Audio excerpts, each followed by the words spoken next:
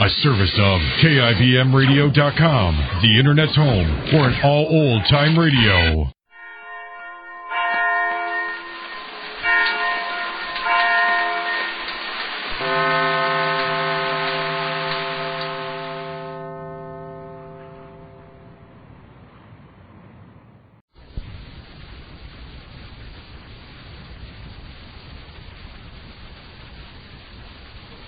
Crime does not pay.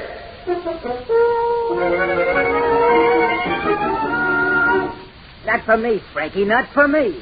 You can have all the $20-a-week jobs there are, not for me. Well, I just thought that... You weren't thinking. Look at this street. Dirty old tenements, garbage cans, lousy junk. You can have it. But you won't get away from here just doing nothing. And the surest way to stay is a 20-a-week job. Me? I'm getting out fast and in a big way. I got plans. You can come for the ride, kid, if you want to. But nothing's stopping Jackie Powers. Remember I said that. Nothing's stopping me.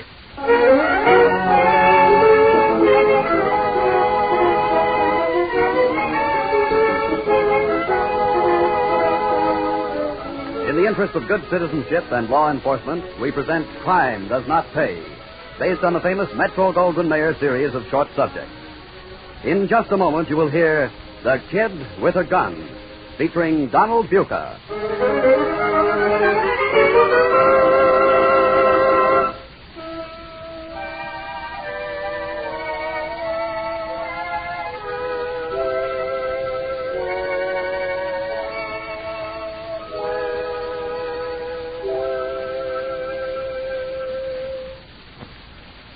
And now, Crime Does Not Pay, featuring Donald Buca as Jackie the Kid Powers in The Kid with a Gun.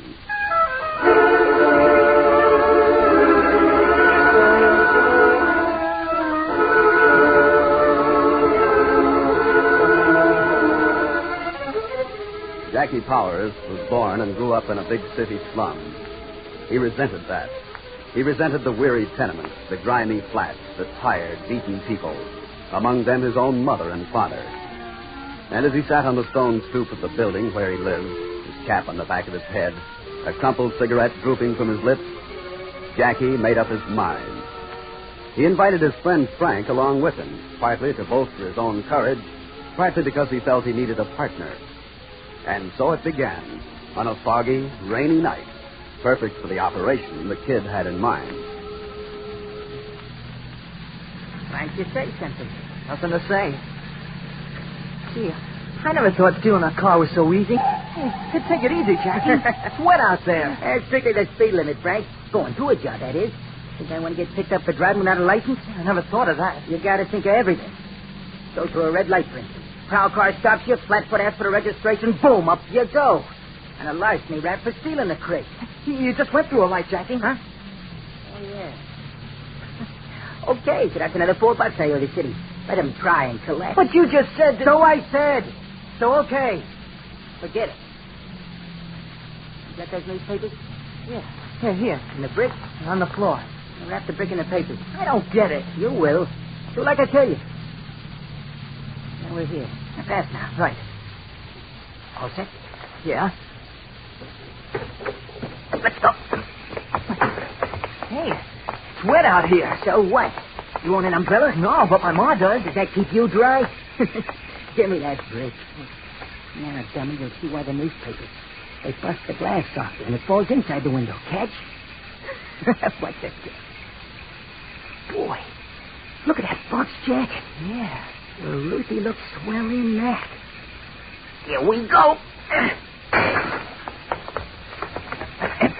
I got it. Let's scram. Oh, boy, I started the bell ringing, too.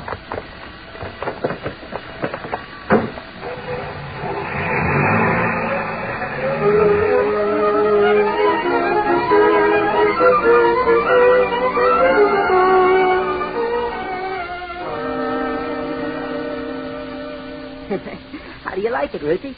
Oh, it's beautiful. It almost shines. Listen to the dame. A box jacket that shines. Who ever heard of a thing like that shining? Oh, I mean, here in this room, it's... Gosh, I don't know. Like something that dropped down from another world. Yeah, it came from another world, all right, Ruthie. The kind of world I'm going to live in. and put on new things. And you're coming with me, baby. Go on, put it on. It's yours, Ruthie. Oh, no. No, Jackie, I won't take it. But I got it just for you. I won't take it. That all you know how to say, I won't take it? Where did you get it, Jackie? What's the difference? I got it. I can't wear it myself. It's for you. Where did you get it? In the North Woods, I trapped the little foxes all by myself. Caught them by their cute little tails. Oh, Jackie, please. Oh, now, look, Ruthie. All my life, I figured my girl would wear furs.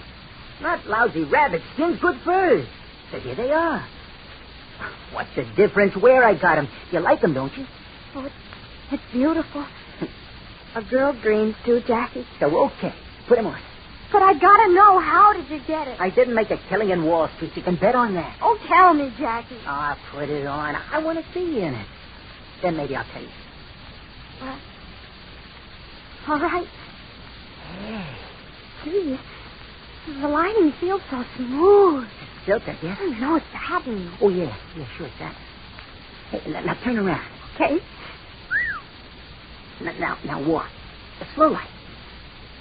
Oh, baby. If I ever catch you walking like that for another day... No, Jackie. Now, tell me, how did you get it? Like a hot knife through butter. Bust to the window. Boom. Off we go. I don't want it. What? All that crazy thing. I stick my neck out and you don't want it. Well, what's the matter? Some of the glass stick in the lining? Jackie, you stole it. Well, sure I stole it. How else did you think I got it in the first place? Now, where would I get the dough for something like this? From the bum who calls himself my father? From my washerwoman mother? When you talk like that, I think I hate you. Oh, here, take the jacket. It makes me shudder to touch it. Makes you shudder to touch me, too, I suppose. Yes, it does. You Now. left me last Saturday at the dance. And afterwards. So now I'm asleep or something, huh? Come here. No, you're ugly when you look like that. Stay away Here, from I me. said. Will you oh, please take your jacket and go away.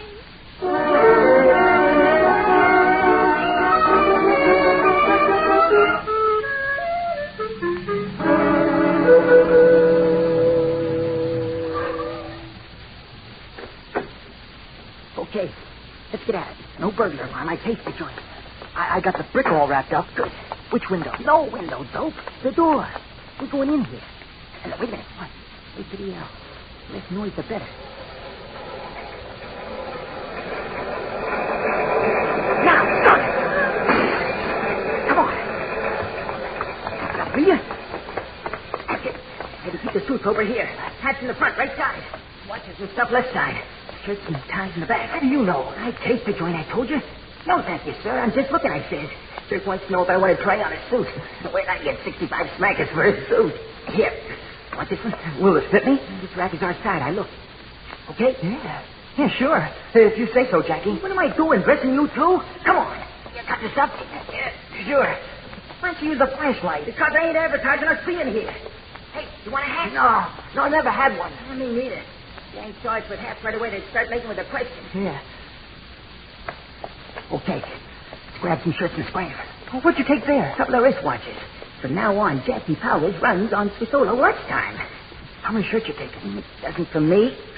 The same for you. What size? 14 and a half, I guess. Same as me. Okay. Let's spray her.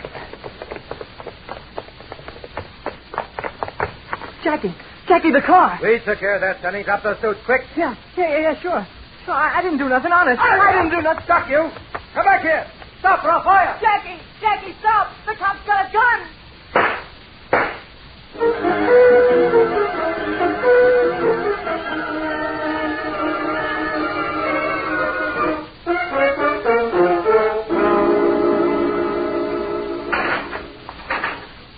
This way, kid.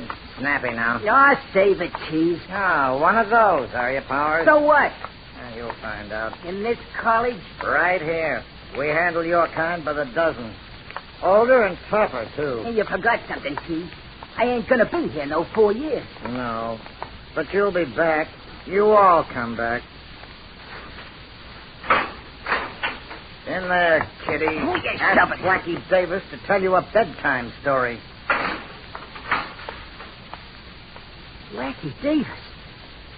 You heard of me, huh, kid? Who hasn't? How long you been here? 6 months, got another 6 to go. Why, kid? How'd they get you? A rat learned how to sing. Me too. That's so? Want to talk? Why not? I'll be out in 6 months. What Frankie'll get won't be no postal card. What was it? Breaking and entering. Frankie passed out when the cop fired at me. Over my head, though. He gave him the whole story after he come to. Names, addresses, the works. What'd he get? Suspended sentence. Parole to his mother. And you? 6 months. The judge was so sorry he couldn't send me to no reform school. They're too crowded, he says. Nobody over 17. How old are you? 17 and a half. 18 when you get out, huh? Well, you got a few good years ahead of you. If you don't make no more mistakes. He didn't make any on the first job. Oh? This wasn't the first? Nah. First was a fur place. Snatched a box cat.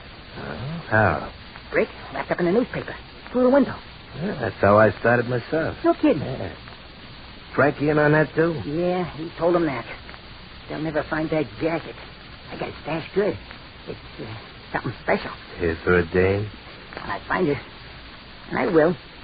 How'd you break and enter the last place? Well, the same way, through the glass door. Uh-oh. Something wrong? Well, the cop spotted the car. What's the brick got to do with that? Yeah, that was bad, too. Never do a job the same way twice. Once you get in the habit. Look, kid. Spider Jones is 2 cells up the line. The cops know his touch so well, when they find a job he's done, they just pick him up. Why, Jerry? Thanks. You're welcome. Say, why are you giving me advice? You've only known me 10 minutes. Well, we're going to be in college together here for 6 months. I'm starting your education, see? Why? What's in it for you? A little fun, maybe. Maybe a little profit, too. Profit? How? Well, like in every business, the established fella's got to be able to spot talent, see? And I've got talent like it? Yeah, you sure have. And by the time we walk out of here, practically together, you'll have training, too. I can use a kid like you. It's a deal. When's the first class, Professor?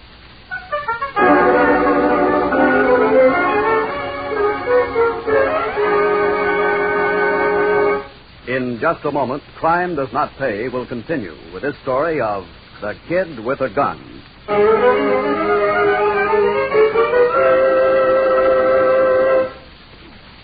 Now we continue with Crime Does Not Pay, featuring Donald Buca as Jackie Powers, the Kid with a Gun.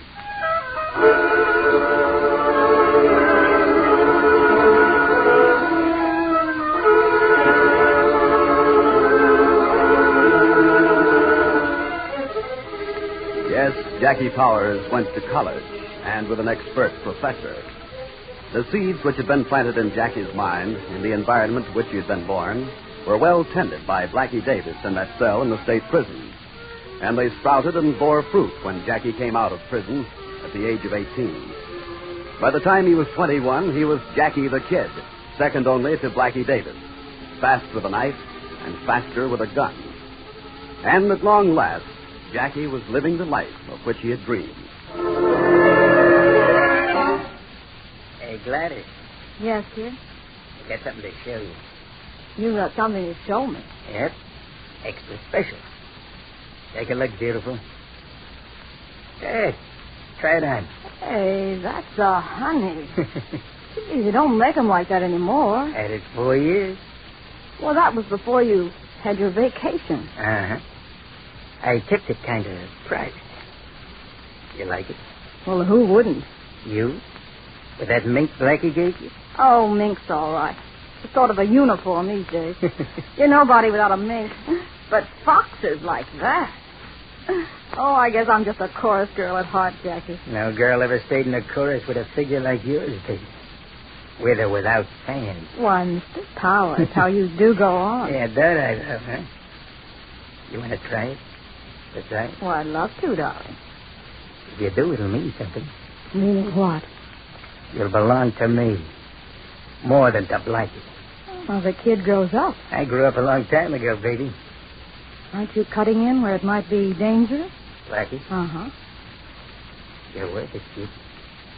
With me, there's extra value when what I want belongs to someone else. You probably beat your women.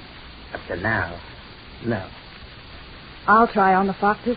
Just for size. Maybe. How do they look? Walk for me, baby.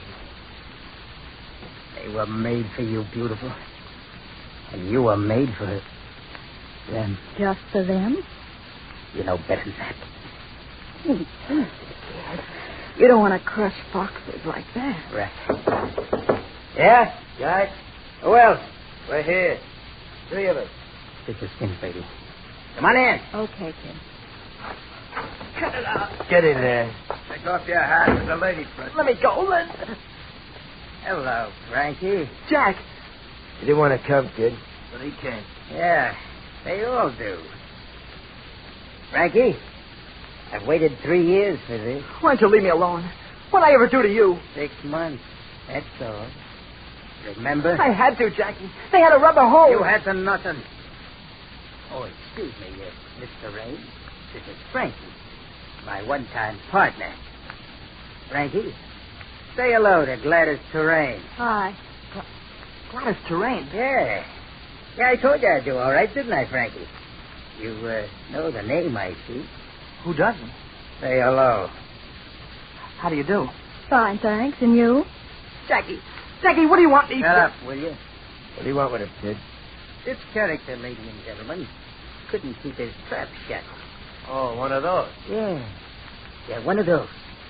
Of course, if he had kept quiet, maybe I wouldn't have met Blackie the way I did. But that doesn't make much difference, see? Frankie, what would you do in my place? Oh, Jackie, for the love of... Jackie. Joe, Harry, hold him. Yeah, sure. Stop, please, don't! Something worse than anything a cop would dare to do. And that's for passing out on me that night on 3rd Avenue. And that. Hold on his head. He ain't feeling nothing, kid. Throw some water on him. Won't do no good, kid. Can we put him down now? Throw some water on him, I said. What's the use? He's dead, kid. Yeah. All the way over here, he kept saying something about having a bad heart.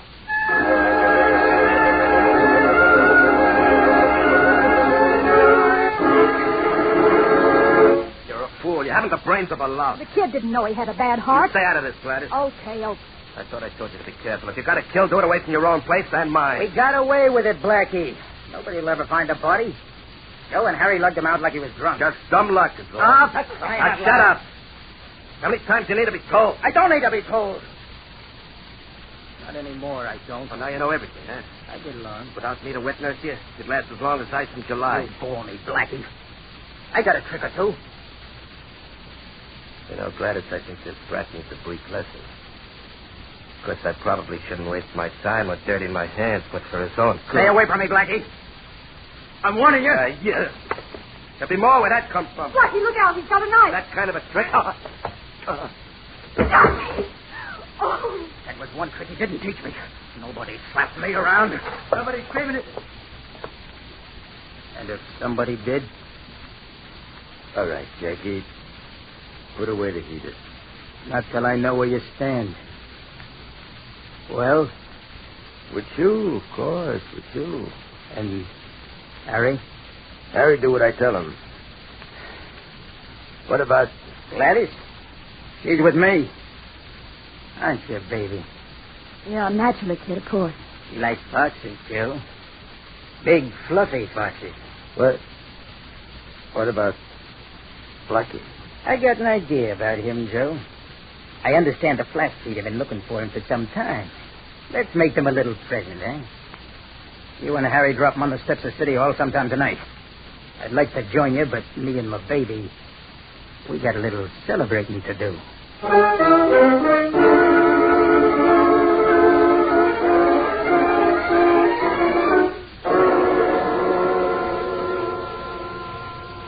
Okay, fellas. Now let me repeat the orders once more. Joe, you drive. Right, kid. Harry and Fred, you take care of the watchmen. And get into the 2 convertibles they keep parked near the gate. The rest of you each take a car. You know which ones I want. I'll get the keys from the rack in the office. When I blink the headlights on that big sedan I'm taking, Joe, you lead the way. When the wild Irishman sees how many used cars he has left tomorrow morning, he'll be wild, all right.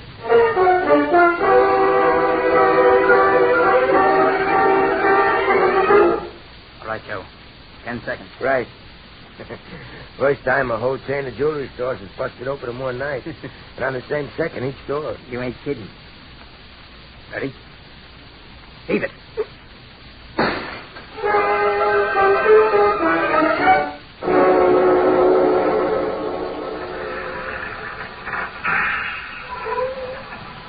on down out of that driver's seat. What for? You're hauling furs, aren't you? Well, get on. You don't scare me with that pop gun, punk. Don't I? All right, fellas. Start transferring the load. We won't bother us tonight.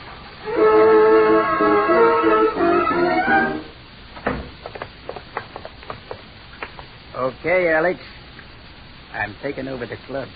You're taking nothing, kid. I built this club. My boys and I mean to keep it.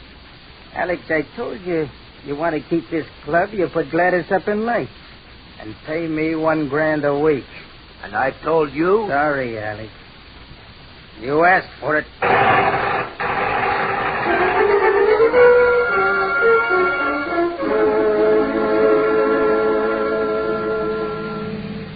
Say, I showed one of the girls a coat, Jackie. Yeah? You know what she said? Nah, what? She said the next time she came to see me, she'd expect to see a mink bedspread with ermine trimming. Maybe she will, baby. Maybe she will.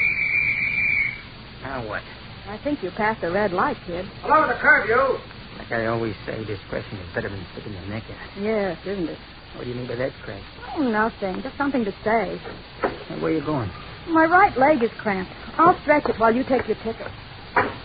Okay, mister, let's see your license. What'd I do, officer? Right through the light. License. Was just changing, A officer. busy man, so are you. License. Okay. Have you wait. Yeah. Name? John Powers. Now, let me see your registration, too. Officer, Jack is the nickname for John, isn't it? What's that? Why, you little... Officer, he was holding me with his gun. He's Jackie the Kid Powers. You little squealer! Wanted for the murder of Blackie Davis. Now they'll get you, Jackie. Now they'll get you. And Blackie can rest in peace.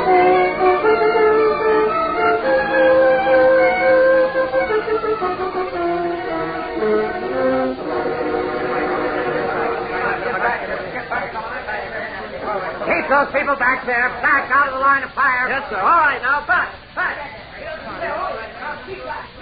Look, kid, if you insist on staying here, I can't be responsible. Oh, I don't care. I swore on Blackie's grave I'd see him get it. No sense getting it yourself. We'll take him alive, I hope, and we'll need your testimony. Got it ready, Lieutenant. Tear gas too? Yes, sir. You took an awful chance, miss. Well, I had to, I guess. For once, I didn't figure the odds. All right, Powers, are you coming out? Come and make me. Don't be a fool, Powers. The alley's covered. Come on out. Come and get me. Blackwood. For the last time, Powers. All right, men, so we'll save the city the cost of the trial. Tear gas and then the gun. Fire.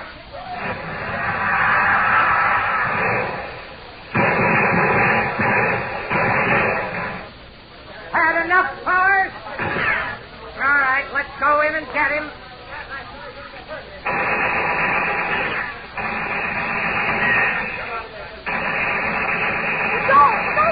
No, miss. Been blown off its hinges. Now, that's all there is to it now. Inside there, we'll find all that's left of Jackie Powers.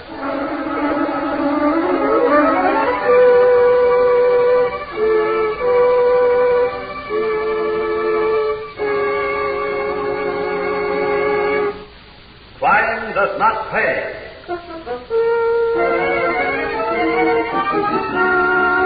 Donald Buca, who was featured as the Kid with a Gun, will be back with you in just a moment.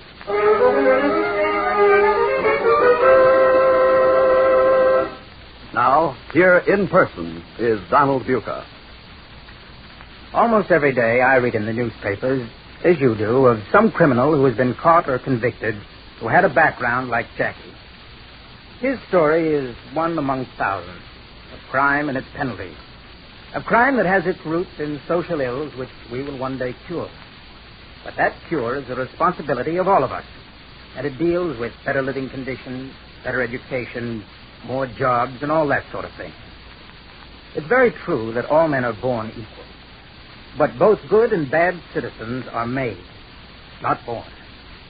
Once we've eliminated the conditions which make bad citizens, we'll have eliminated much of the crime which plagues our modern civilization. Yes, playing Jackie Powers made me think. I hope this story made you think a little, too. It's another case which proves once again that crime does not pay. Thank you, Donald Buca.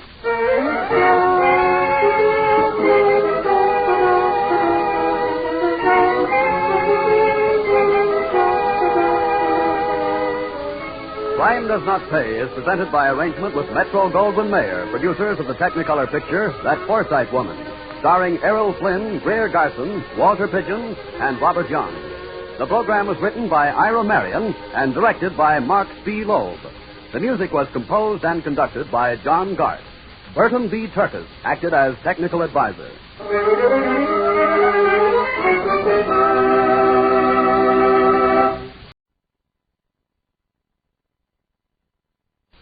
Crime Does Not Pay.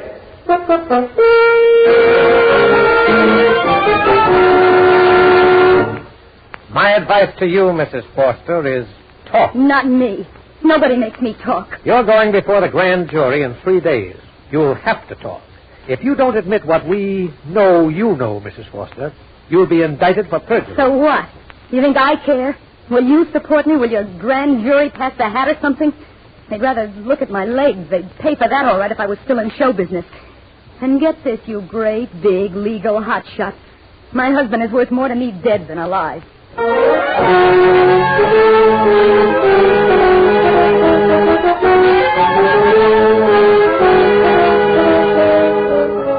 In the interest of good citizenship and law enforcement, we present Crime Does Not Pay, based on a famous Metro-Goldwyn-Mayer series of short subjects.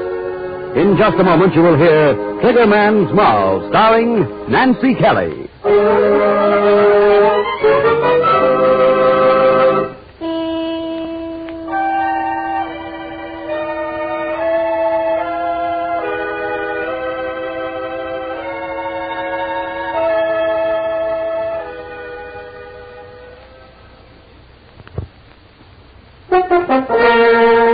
Now, Crime Does Not Pay, starring Nancy Kelly as Liza Foster in Triggerman's Moll.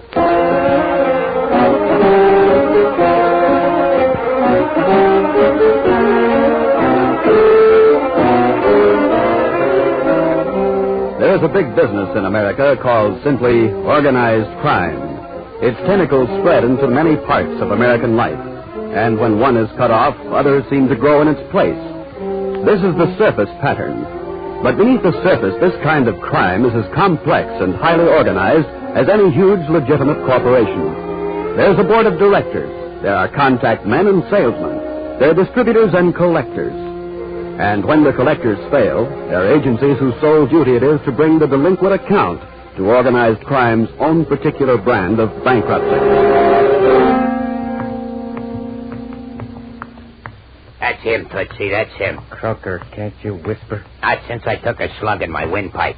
You see him? Just passed under that lamppost. Okay, I got him. Beat it. You don't have to tell me, Tootsie. You don't have to tell me. Sorry, Allie, it didn't pay off.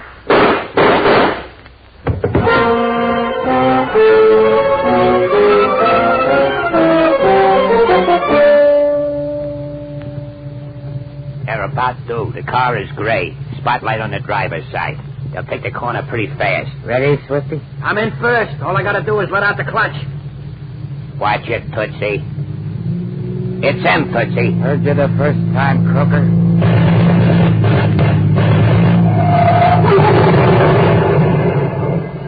Okay, Swifty.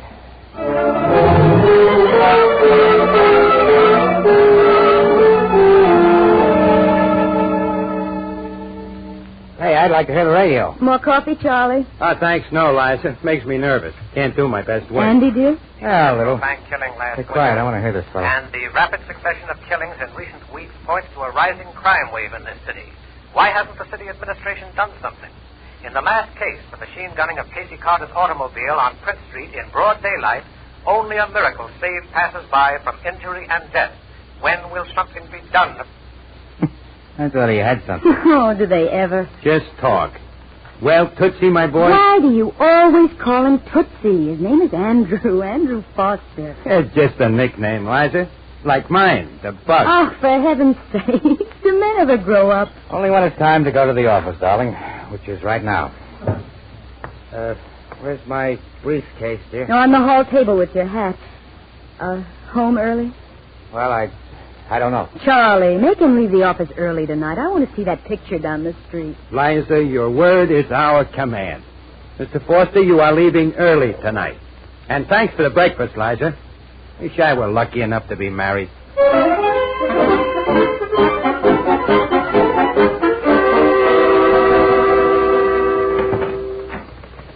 Good morning, Mr. Foster. Hi, Daisy. Mr. Morgan. Morning, Daisy. Any mail, Daisy? It's on your desk, Mr. Foster. There's a special memo for you right on top, sir. Oh, thanks. See you later, Charlie. Right. Lunch, maybe, if you're not too busy? Maybe so. Let's see.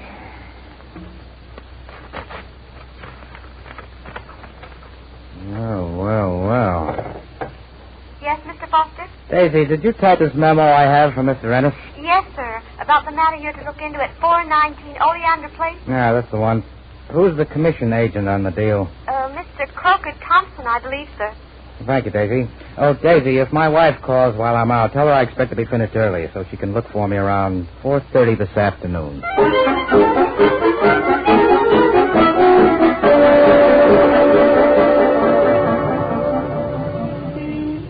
Hey, Tootsie, what you using today? My Luger, why? I was hoping it was going to be your rifle. Boy, you're sweet with a rifle. None better. Thank you, Swifty. I like those jobs myself. Especially that last one with the telescopic sight. Start your motor, Swifty. Right. Is that him with Croker? That's him. Look at him smile. Yeah. Not a worry in the world. Not in a minute he won't have. Unlock your door for Croker. Yep. What you waiting for, Tootsie? I don't waste ammunition. So, like I was saying, there ain't a reason in the world why you should be sore, Jersey. Not a reason. Swifty, my pal. Hi, old-timer. Get in, Croker. Slam that door. Brother, I thought you'd never pull that trigger. I did. Where to, Tootsie? Now, we'll drop Croker, and then you come on home for a drink. Eyes those legs.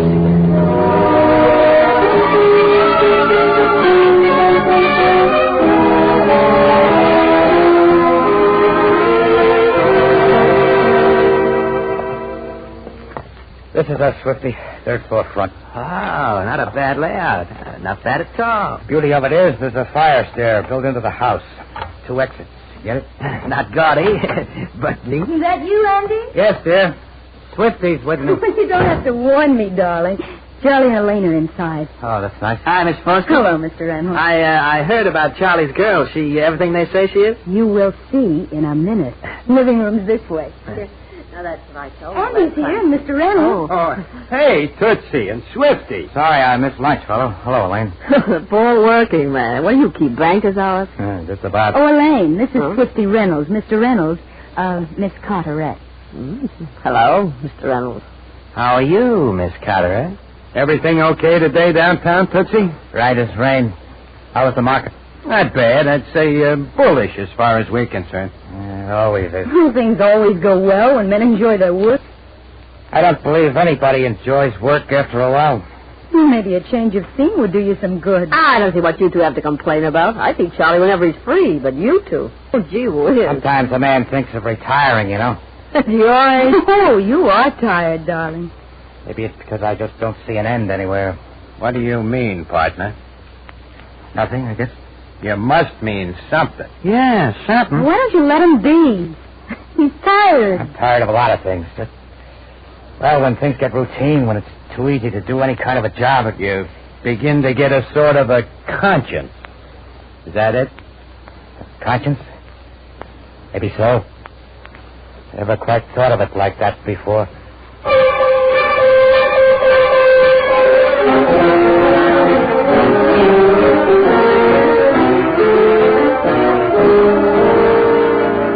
You better say that again, Swifty. Well, I wouldn't have thought anything.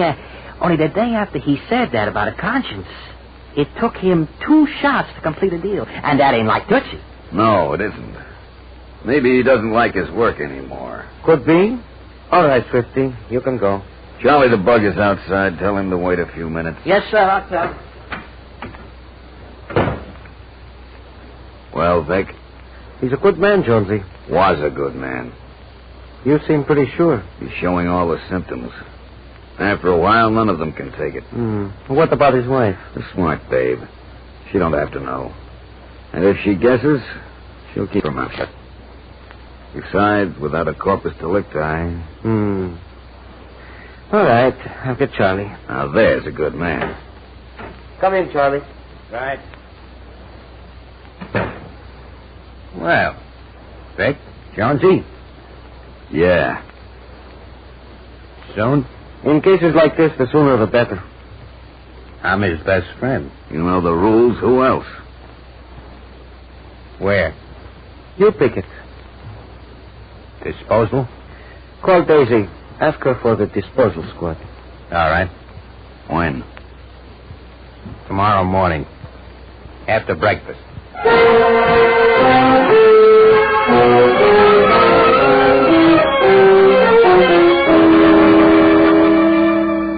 Elaine called me yesterday, Andy. Did I tell you? No. Anything special? Well, she wants us to meet her and Charlie for dinner tonight. Well, if I can. Oh, you're not going out of town again. I had a note from Vic yesterday late. He said I might have to. Oh. Where's Charlie this morning? I'm picking him up at Max's. Well, that's funny. Why? Well, he's always here. Even Charlie likes to change the routine once in a while for luck. I see. For luck. Don't you believe him? Charlie never needs luck. Every man needs it sometimes. It's when his luck runs out. Well. Andy, I'm worried about you. You've been so upset lately. Me? Upset? Look at that hand. Steady as a rock. Let's see now. Briefcase, top coat, hat. Well, Andy, kiss me, please. Sure. How's that? No, Andy. Like this. Yeah. I would think he was going off to the moon, not just out of the office. Goodbye, darling. Goodbye, darling.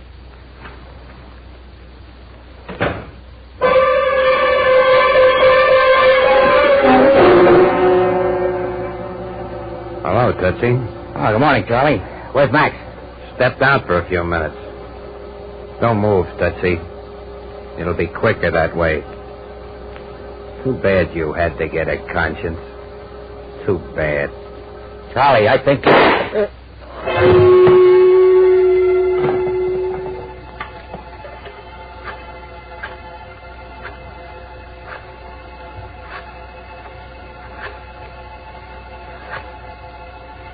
Franklin 25689. Daisy, this is the bug. There's a situation at Max's place needs clearing up. Send the disposal squad over at once.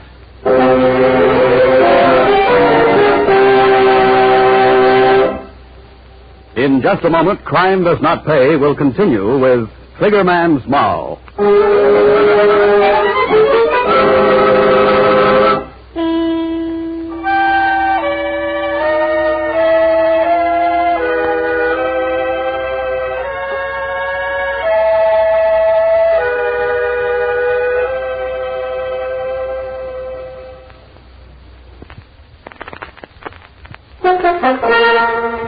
Now we continue with Crime Does Not Pay, starring Nancy Kelly as Liza Foster in Triggerman's Moll.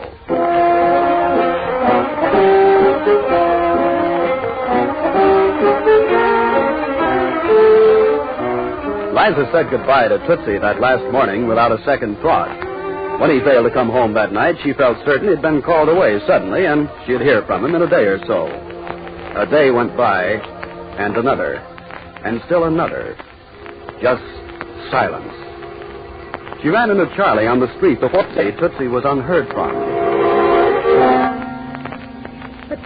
But don't you know, Charlie? Tootsie didn't say a word. That's so funny. I thought you, of all people... Well, you know how it is in business.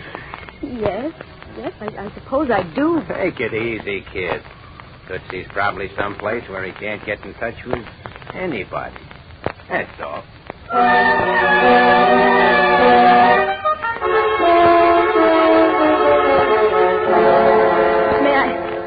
May I speak with Daisy, please? This is Daisy. Oh, this is Mrs. Foster, Daisy. Oh, yes, Mrs. Foster? I wouldn't bother you at the office, but I haven't had any word of my husband for a week now. Do you know where he went? I'm sorry, Mrs. Foster, but we have absolutely no information as to his present whereabouts. I see.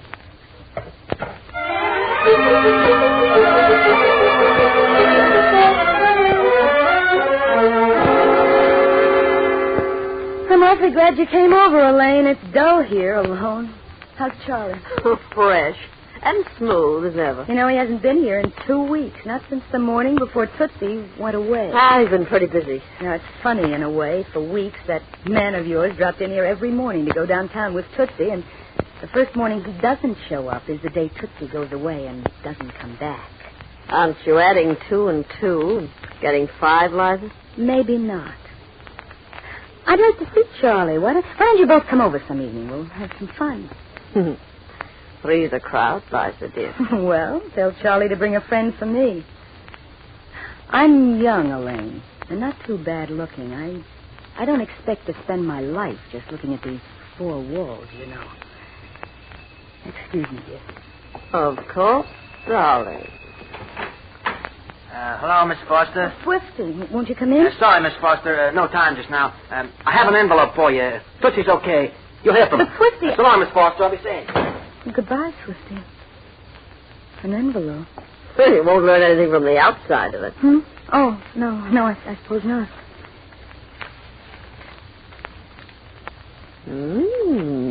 Long green, isn't it? A pretty picture. It's a nice round number, too. $100. From Tootsie, do you think? You heard what Swifty said. He didn't say the money came from Tootsie.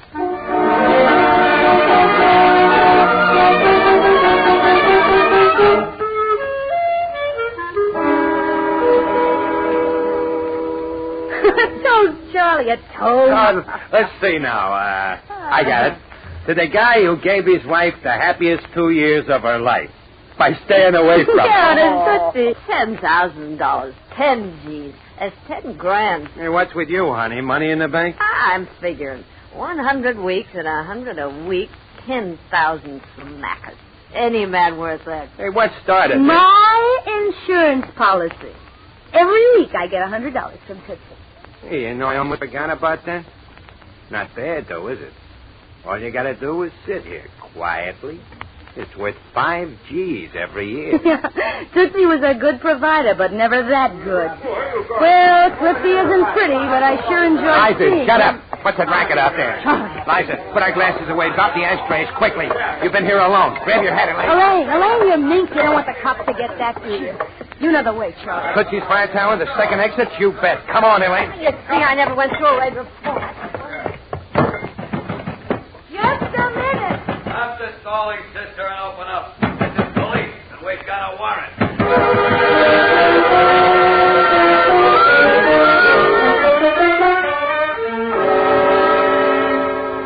Don't you think you are being unreasonable, Mrs. Foster? Not in the least. We have every reason to believe that your husband was killed.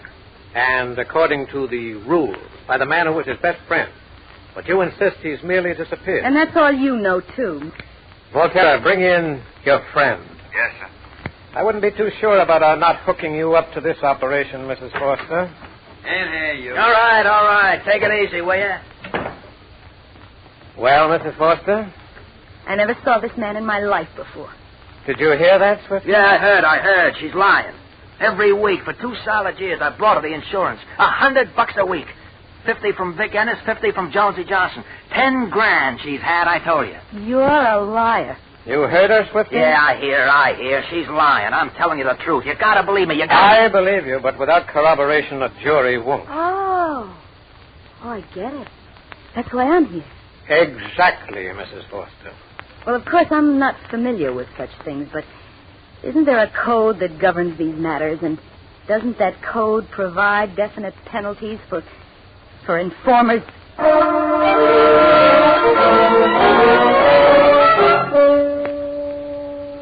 Ready, Volterra? Yes, sir. Plugged in, threaded, and focused.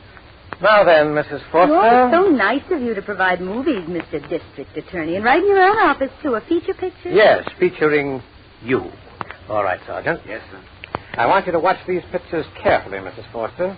Your friend, Swifty Reynolds, took I them. told you I never saw him before in my life. While you and your husband and several others were vacationing on the beach at Miami. You see, there you are.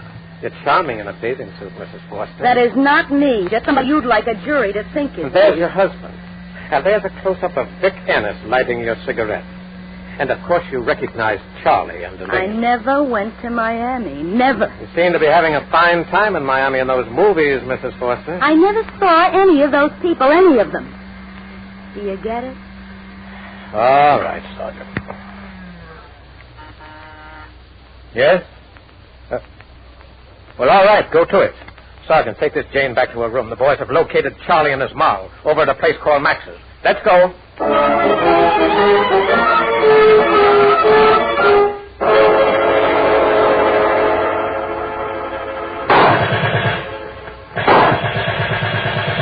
Give me another one, Ellie. I'm loading as fast as I can. Not fast enough. When I find a rat who tipped off the flat. Johnny, stay away from the window.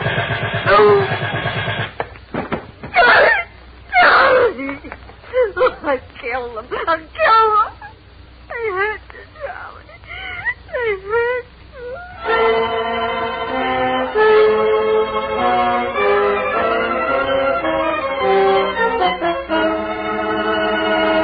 Elaine, be quiet. This is what they want. This is why they put you in with me. You told me.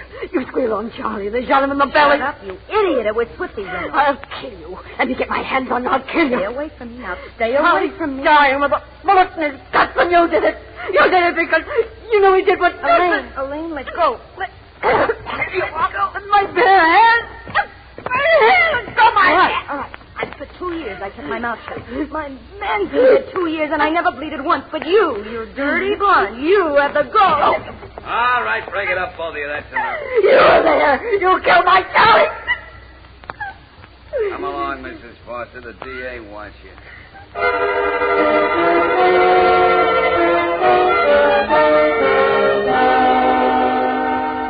My advice to you, Mrs. Forster, is talk. Not me. Nobody makes me talk. You're going before the grand jury in 3 days. You'll have to talk. What for? I'm not afraid of that dirty blonde you pushed in with me, and I'm not afraid of you or any other district attorney. If you don't admit what we know you know, Mrs. Forster, you'll be indicted for perjury. So what? You think I care? Will you support me? Will your grand jury pass the hat or something? They'd rather look at my legs. They'd pay for that if I was still in show business. And get this, you great, big, legal hotshot. My husband is worth more to me dead than alive.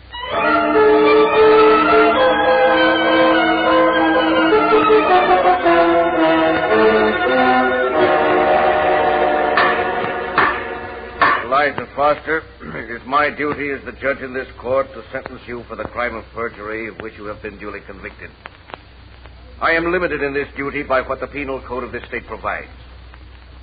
I wish I could send you away forever. You and all the people like you who are intelligent enough to know better, but who pander to and work with organized crime for nothing more than greed and money. However, under the law, I am limited as follows. 2.5 to 5 years in state prison and a fine of $10,000. If you are unable to pay that fine out of your funds, I direct the parole board to extend your term in prison at their discretion. All right, take her out. Oh, no. Now it's your turn. But I'll get out. You can keep me there 10 years, but you'll not get 1 cent of my money. Not you, nor the DA, nor any of your flight hops. And when I get out...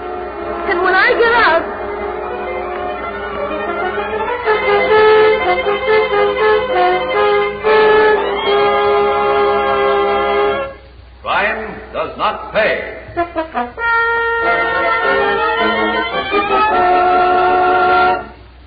Nancy Kelly, who was starred as Liza Foster in Triggerman's Moll, will be back with you in just a moment.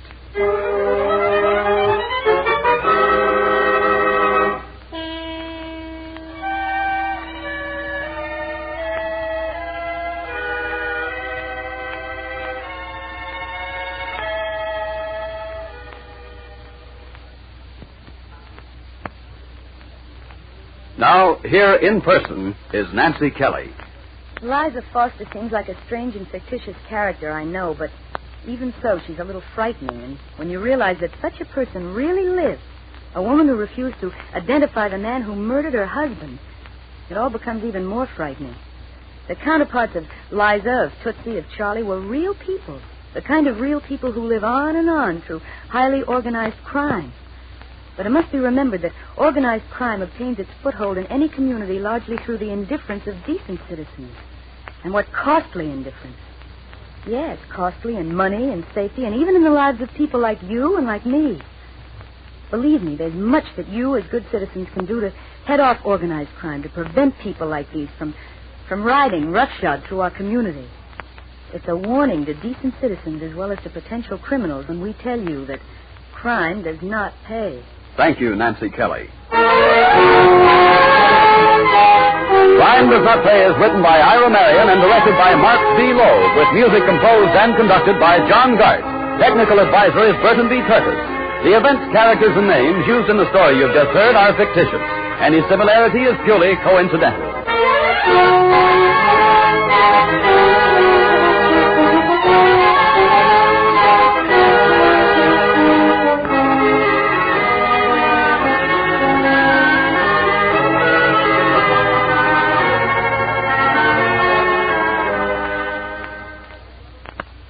Crime does not pay.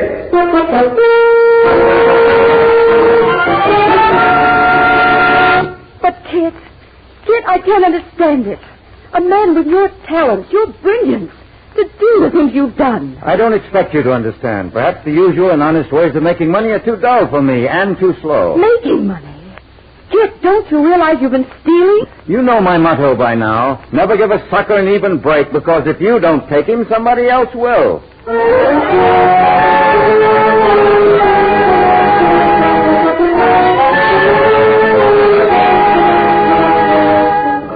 In the interest of good citizenship and law enforcement, we present Crime Does Not Pay, based on the famous Metro-Goldwyn-Mayer series of short subjects. In just a moment, you will hear All American Fake, starring Sidney Blackmer.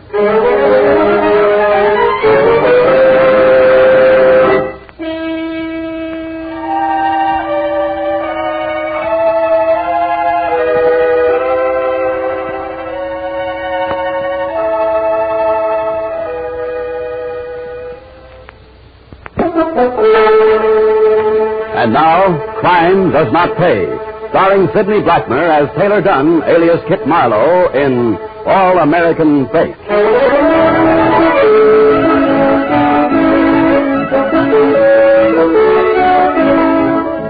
Each year, each passing season brings to Americans a new crop of heroes. For some reason best known to ourselves, Americans love to honor the young men and women who swim better than all the others, hit a tennis ball harder or a baseball farther, or make more touchdowns than anybody else. These are our native heroes. Taylor Dunn was well aware of this. He was aware, too, that Americans hate to admit that they've been taken for a ride or outsmarted at anything. And Taylor Dunn was well aware that he had a remarkable physical resemblance to a well-known American hero. These three facts were a combination which helped Mr. Dunn immeasurably in his business.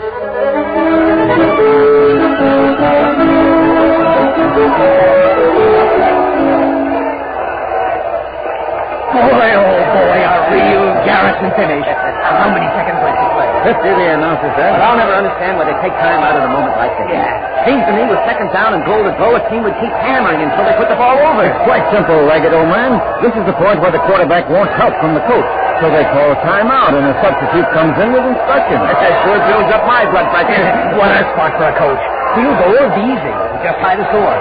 Touchdown and win, but State's line may hold it. Here comes Weston Abbott. We'll go in a minute. Oh, I hope it's a line buck off tackle. They'll try that now and kick if they have to on fourth down. Western better do something fast. We will. Weston's out of the huddle. All right, on my back. He has it. Ready, straight through. Comes up a hole up tackle. He's over. He's over. There's the gun. That's a touchdown. Weston's game 9-6 without the extra. Brother! How do you like that, eh? They should have used that power play in the first place. Hey, you know what you're talking about, don't you, Marlowe? Well, yes. Now, in my day at Weston... Hey, are you Marlowe? Kit Marlowe? Well, that's my name. That Kit Marlowe? Well, I confess I Well, am. I thought you looked familiar. Well, wait till I tell my boy I belong to the same club as Kit Marlowe of Western University's Rough Riders. Well, you think it'll mean anything to the new generation? Mean anything? Listen to the man. He doesn't know he's immortal. Yeah. Man, I saw you make that 70-yard run against State in your last game. Never forget it as long as I live. I'm proud to know you, Marlowe. I'm doggone proud. Oh, thank you, gentlemen. But, well, I guess those days are gone forever as far as I'm concerned. Oh. I'm strictly a businessman now. If I'm not too inquisitive, Marlowe, what is your line? I guess you'd call it, well, promotion. Sales promotion in a way with a touch of jobbing in it. Any particular line? Well, right now, office supplies, you know, stationery, pencils, rubber bands, that sort of thing. Any real money in that? There can be. You won't believe this, gentlemen, but right now my problem is rubber bands. Oh, you mean you can't get any? Oh, just the opposite. I could if I could finance the deal. You mind explaining that? Oh, not at all. I know where I can buy a carload at 68 cents a pound. Normally they cost 78. And I've got a customer who will pay $1.25 a pound. That's not a bad margin, Marlowe. Why don't you swing the deal? It's a cash operation. I've got to pay cash for the bands in the first place, and unfortunately all my ready cash is tied up in typewriters of all things. How much do you need, kiddo boy? 2,000. No, but I wouldn't think... Hold it, my boy, hold it. This is strictly business. I'll write a check for 1,000 if McDonald here will do the same thing. Well, for a cut of your profit. Oh, but you gentlemen don't know a thing about me. Don't know a thing? Why, the whole country knows about Kit Marlowe. And that means good enough for me anytime, any place.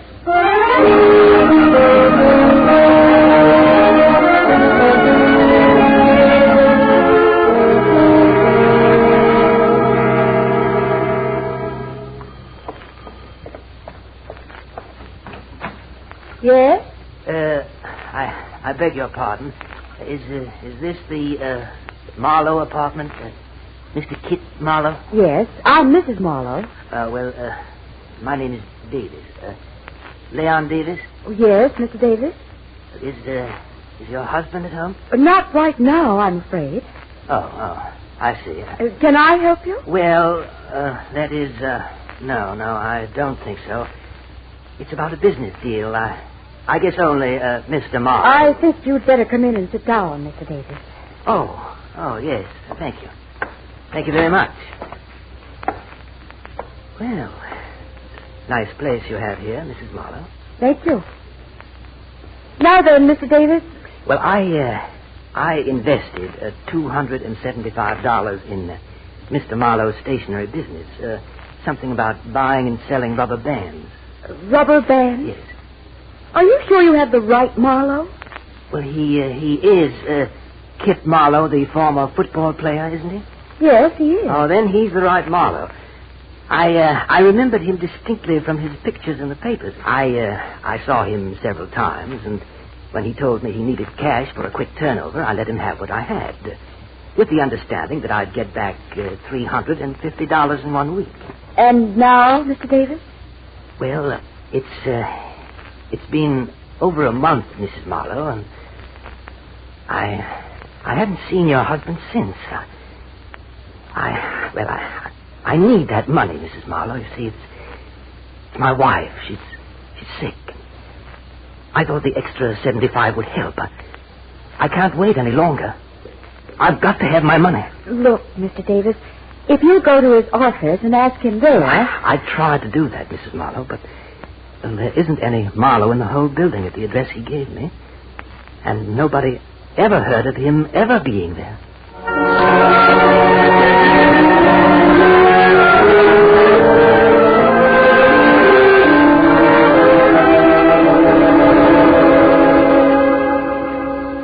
And that poor little man, Kit. I felt so sorry for him. The world is full of poor little men like that, Helen. They'll always be little and they'll always be poor. I told him I was sure he had the wrong Marlowe. After all, you've never been in the rubber band business in your life. Did you get rid of this Miss Davis, dear? Oh, I convinced him it must be another Marlowe. Someone he only thought was the football player. Oh, he brought that up, did he? Yes, but he went away after a while. That's fine. Kit. Yes, dear? He's not the only one who's been here. What? I haven't told you. I didn't want to bother you, but, Kit, they all tell the same story. They all say it was the football player. Can I help it if some swindler is using my name? And they all talk about recognizing you from the newspaper picture. Now, look, Helen, my face isn't so out of the ordinary that someone with a faint resemblance couldn't impersonate me. You don't think for 1 minute, dear, that I'm sorry, dear. Maybe I did doubt you for a minute. After all, we've been married nearly 2 years, and I've never seen your office. And I recognized you from the newspaper pictures, too. Sorry, darling. Of course not, dear. You forgive me? Without the asking. Yes? Yes, this is Marlowe. Oh, hello. What's on your alleged mind, old man? I see. Glad to hear it. And the check is certified. Good. Then I can get the cash in the morning. Right. Meet you there in 20 minutes. No rest for the weary, darling. I have to go out for a little while. Don't you ever stop working, dear? Back as soon as I can. Have to see a fellow about some typewriters. Bye, darling. Bye.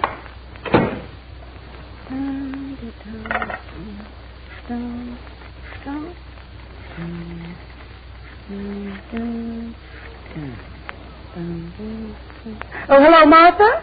Well, this is Helen Marlowe. I hate to bother you, but you know about these things. Tell me, if a person wanted to learn the whereabouts of a famous graduate of a college, how would you go about it?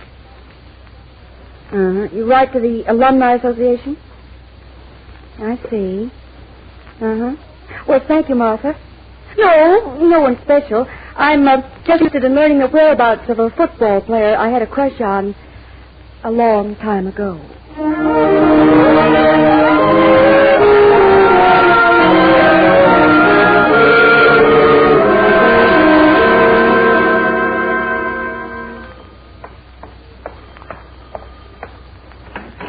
Yes? Mrs. Kit Marlowe? Yes, I'm Mrs. Marlowe. My name is Phil Latigan, Miss Marlowe. I'm from headquarters. My credentials. I see. May I come in? Yes, of course. Isn't this where I ask you for your warrant, Mr. Latigan? There's nothing as drastic as that necessary, Miss Marlowe. You see, you wrote a letter. I'm the answer to that letter. Oh. I think you'd better sit down, Mr. Latigan. Thank you. Now, about a letter. Yes, to the Alumni Association of Western University. You asked concerning the whereabouts of Kit Marlowe, the famous Kit Marlowe, that is. Yes, so I did. How does it happen that you have the answer? Because my section at headquarters has been interested in the same problem. I'm head of the fraud squad, Mrs. Marlowe. Oh? Well, go on, Mr. Latigan. It's quite simple. The Kit Marlowe who went to Western University is still there, teaching physical education. And any other man who says he's that Marlowe is practicing a fraud. And, if he's the man we think he is, he's obtaining money under false pretenses. In less polite language, Mrs. Marlowe, we're pretty certain that the man you married is a confidence man and a swindler.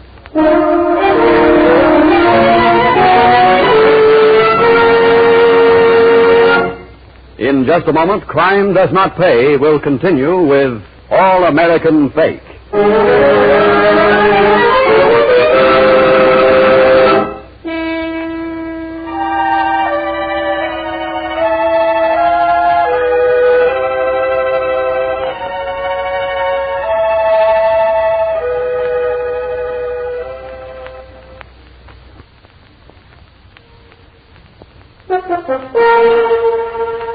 Now, we continue with Crime Does Not Pay, starring Sidney Blackmer as Taylor Dunn, alias Kit Marlowe, in All American Fake.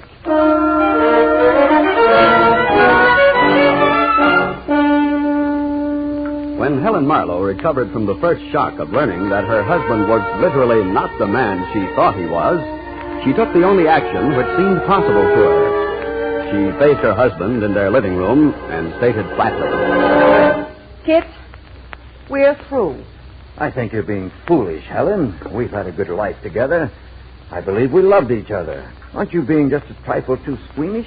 I'm married to you, and I don't even know your right name. Will it make you feel any better to call me Taylor Dunn instead of Kit Marlowe?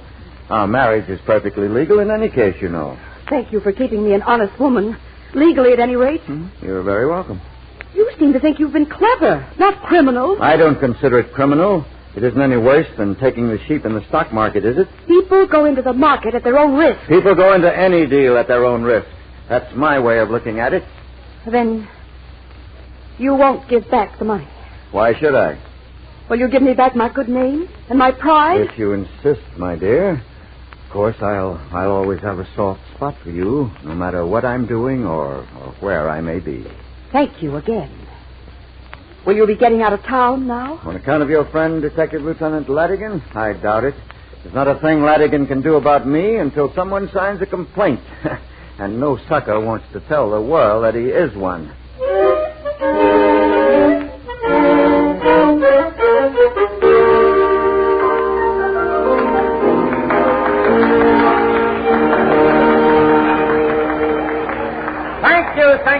Thank you, one and all. You've met lovely Erica Stalzing, Hollywood's latest importation from old Vienna, and that newest scribe among the syndicated scribblers, Lou Daniels. But just a moment. There's one more guest present here tonight who I know you'll get a great kick out of seeing. Western University's most famous graduate, Kit Marlowe! Kit, come on, boy, take a bow! That's it, take a bow. Thank you, Kit. All right, Maestro, on with the dance.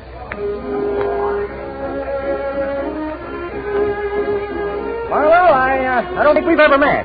No, but I know your face. How are you, Daniel? Hi, good. Well, as a matter of fact, I'm here by royal command. Movie royalty, that is. Well, is that so? Yes, Erica, Miss Stolzing, asked me to bring you over to her table. Oh, that is an honor.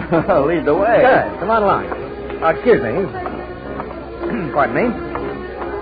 Erica, my dear, your wishes are law. May I present the great Kit Marlowe. This is a pleasure, Miss Stolzing. I'm so happy, Mr. Marlowe, that you would be so good to join us.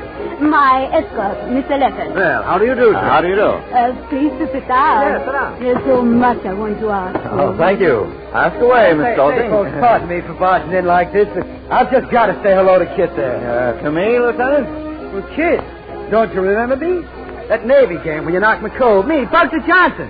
Oh, Bugsy, of course. I thought you Well, all this navy blue and gold braid had me fooled for a moment. It's good to see you. Look, I've got to get back to my table, Kit. Honeymoon. But call me, will you? I'm at the Carteret. Not too early, though, will you? Well, I'll try, Bugsy. I'll try.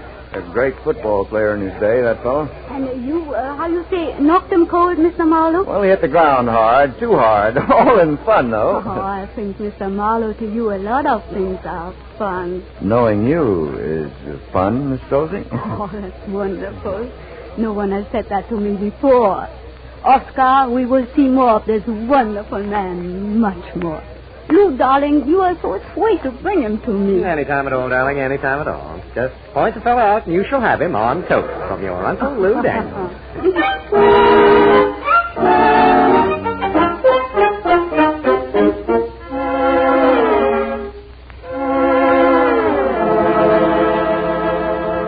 Kid, darling, you look worried. Don't you think he looks worried, Oscar? He looks normal to me. Look, Erica, you're wonderful, but there's not a thing you could do, understand? But this is nonsense. When the American man says such things, it is money troubles. This much I've learned already, and in Hollywood I'm not yet. I'm right, Oscar? The Queen is always right, my dear. So now, Kid tells Weema, Oscar, and I were fixed. Oh, I'll be all right in a few days. But this is so foolish. You tell us we fixed. Now, today, I have money. Oscar has so much money he does not know what to do with it. Not quite that much, Eric. Well, I couldn't let you... But you will. Now, you tell us. Well, since you insist, I'm in the stationery business. In my pocket, I have acceptances on $90,000 worth of typewriters for a large company. But I don't have the cash to get the typewriters from the manufacturer. Oh, what does this mean, Oscar? Typewriters, acceptances? Now, may I see those acceptances, Marlowe? Here they are. Yes. They look all right to me. You sure these signatures are genuine? They better be. Wait. Both of you, wait. I'll be right there. Oh. What is she up to? Who knows? She's Erica Stolzing, the one and only. Now, look here, Marlowe. Can you be in my office tomorrow morning at 11? Of course. Good. I have a group of associates. We finance operations like yours. Come in then. I'll have the papers drawn in blank. We can make a deal, and you'll get the money. Kid, darling. Here, take this. I show this businessman friend of mine $2,000. All the cash I have for now.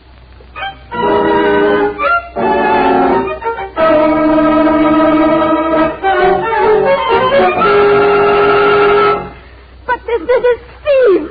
He must be caught. If you are a policeman, Mr. Latigan, you will put him in prison. I'd like to, Miss Dozing. I've been after him for months now. If you'll sign the complaint... Complain? Of course I complain. You understand, of course, you'll have to appear against him. Appear? Oscar, what does it mean, this appear? In court, Erica. On the witness stand. But I cannot. This I cannot do. Why not, Miss Dozing? Oh, this will be very good. 2 weeks I'm in this country, not yet in Hollywood I am.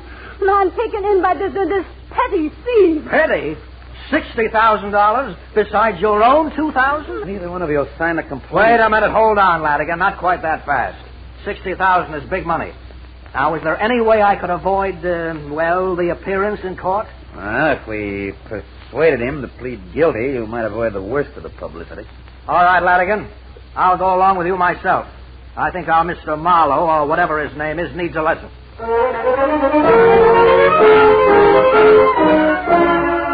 How about it, Mr. Liggett? Has this Marlowe ever been back here at the club? Oh, we haven't seen a sign of him. He knows what would happen if McDonald and I laid eyes on him. $1,000 bills don't grow on trees. You get around, Mr. Daniels. Can't you help us? Yeah, the fellow's dropped out of sight completely. But it's sure a laugh. Leopards taken for $60,000. And Erica. You thought he was really Marlowe, too, didn't you? I sure did. But he didn't get one red cent of my money. Look, Mrs. Marlowe. Miss Henderson now, if you don't mind. Right, Miss Henderson. Is there anything you can tell us of his whereabouts? I haven't seen him since I threw him out. But his right name is Taylor Dunn, if that's any help to you. Help to us? Holy smoke, at last we got a break. Okay, Washington, this is Latigan. Hello, Higgins. Did you find anything? So he was caught once. I got it. First offense, suspended sentence. Fingerprints, of course. Wonderful. Look, send me a copy, will you? I'll start the routine inquiries. We'll get that fella if we have to circularize every post office and substation in the country. Let's say it again. Slowly now. Taylor Dunn, served hitch in Army. Honorably discharged with rating as Master Sergeant. Higgins, you run a check for me on all recent re-enlistments in the United States Army.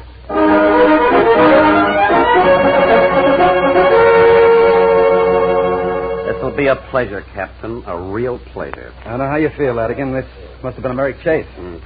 And strangely enough, he's a good soldier. A real leader in his way. Too bad. Maybe he should have stayed in the Army in the first place.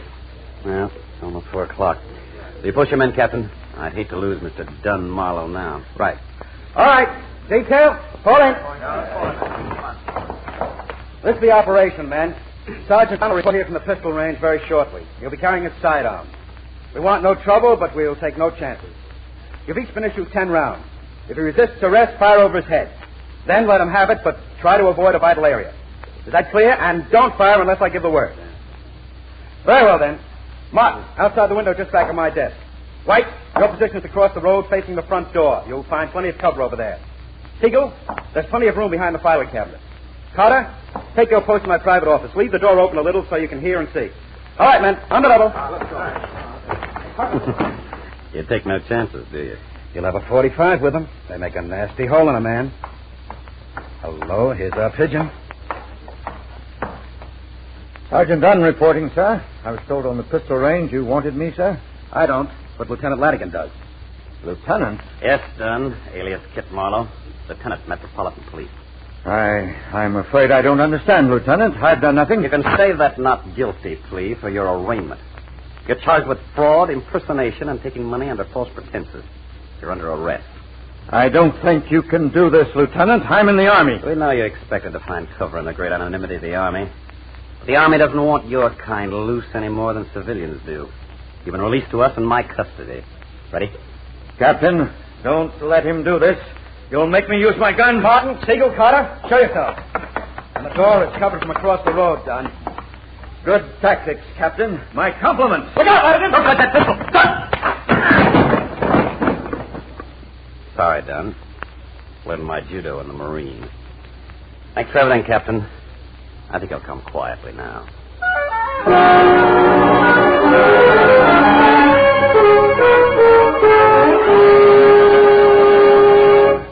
Crime does not pay.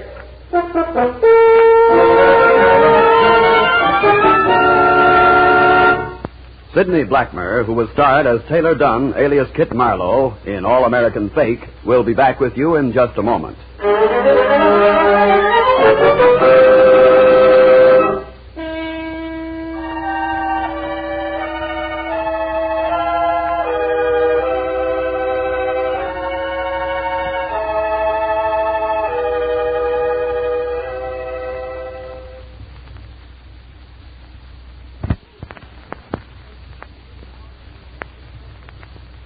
Now, here in person is Sidney Blackmer.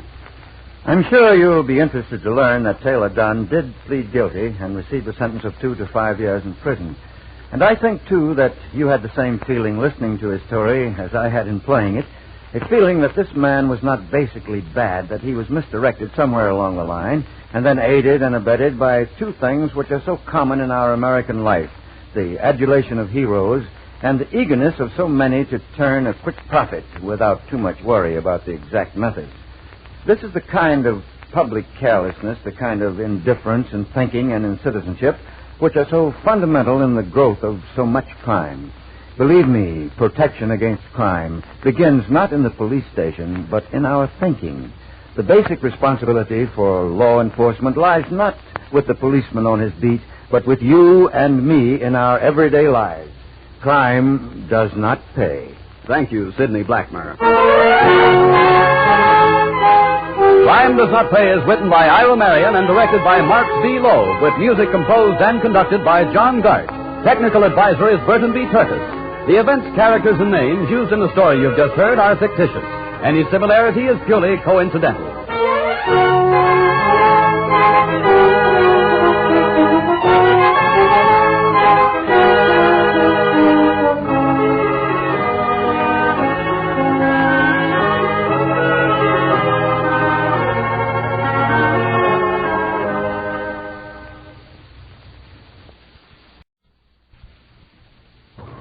Crime does not pay.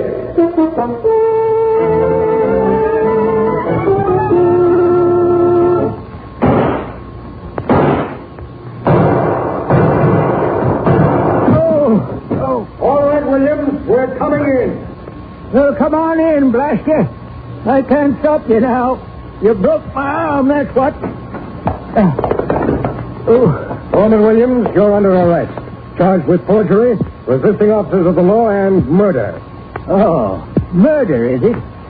Who did I murder, huh? You got a copper stiletto tie? You'll find out in due time. All right, get off that floor now and come along. I demand proper medical attention. You can't prove no murder, you can't. Because you ain't got any copper stiletto tie. No body of the crime.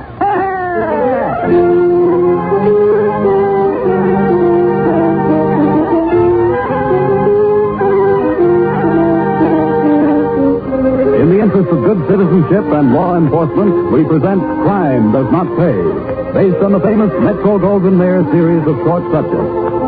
In just a moment, you will hear Crime, featuring Parker Fennelly.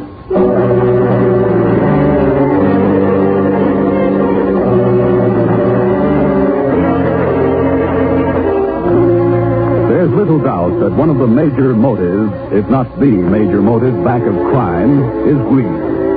For instance, Norman Williams was a fairly prosperous farmer in a western state at the turn of the century. But Williams, deep in his heart, wanted far more than he had, and didn't particularly care how he obtained it. His neighbors and the good people of the town nearby thought of Williams as another ordinary, decent citizen. That's how it happened that Ted Curtis, the owner and proprietor of Curtis Livery Stable, barely gave the matter a second thought the stormy night when Norman Williams turned up at the door of his establishment.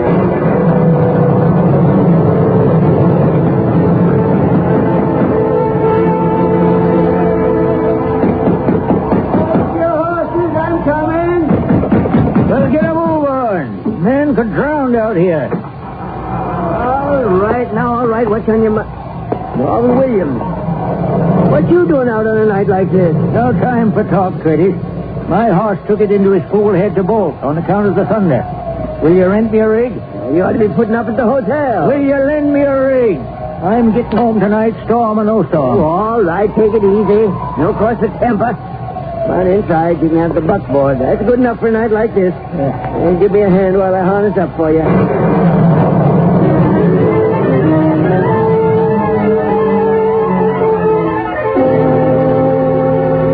There you are, Williams. That'll be $5, payable now. I'll give you 2. You want to get home tonight? I'm risking the horse and the buckboard. 5. 2.5. Settle for 3. Yeah. Here's your $3. Yeah. Now let me get out of here. Still don't see why you had to have a rig. Take it easy now. Take it easy. Road's probably pretty bad out your way. I'm driving here. Get up, get up, get up. And don't use that whip touching your head, Nosy Parker, that one.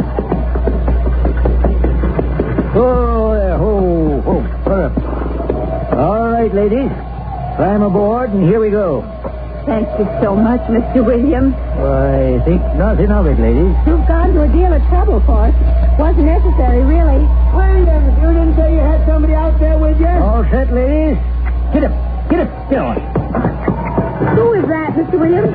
Oh, just the livery stable fella. He's a busybody. Wants to know everything. I must say, Mr. Williams, you've been through a deal of trouble for 2 folks you never saw before they came off the train tonight. Well, you're going to be my neighbors, ain't you? Least I can do is fetch you to your house, night like this. We could have stayed at the hotel. Ah, that old flea bag. Tom Palmer, he owns that. Spends more time being county clerk. And the hotel shows it, too. Is it far to our place, Mr. Williams? Why, just up the road a piece. About a mile past mine. Easy, boy. Whoa. We Samuel was here. Yeah, who's he? My brother. But, like you said, your father left you the homestead, huh? That's right, Mr. Williams. You say something, Mr. Williams? No, I was just thinking. Ain't much of a son and a brother to let his ma and his sister travel way out west all by themselves. Oh, Stanley's a good boy. But we couldn't afford but 2 tickets and still have enough left for incidentals. Oh, there. City boy, city. Oh. Will we make it to our place, Mr. Williams? It's considerable out of your way, too. You're mighty nice to take such trouble.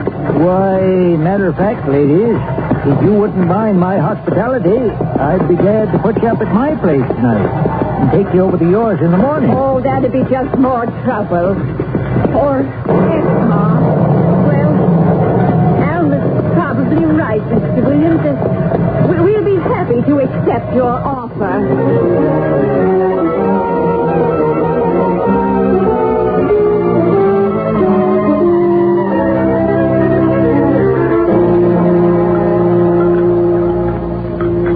I must say, Mr. Williams, you make a mighty good cup of coffee.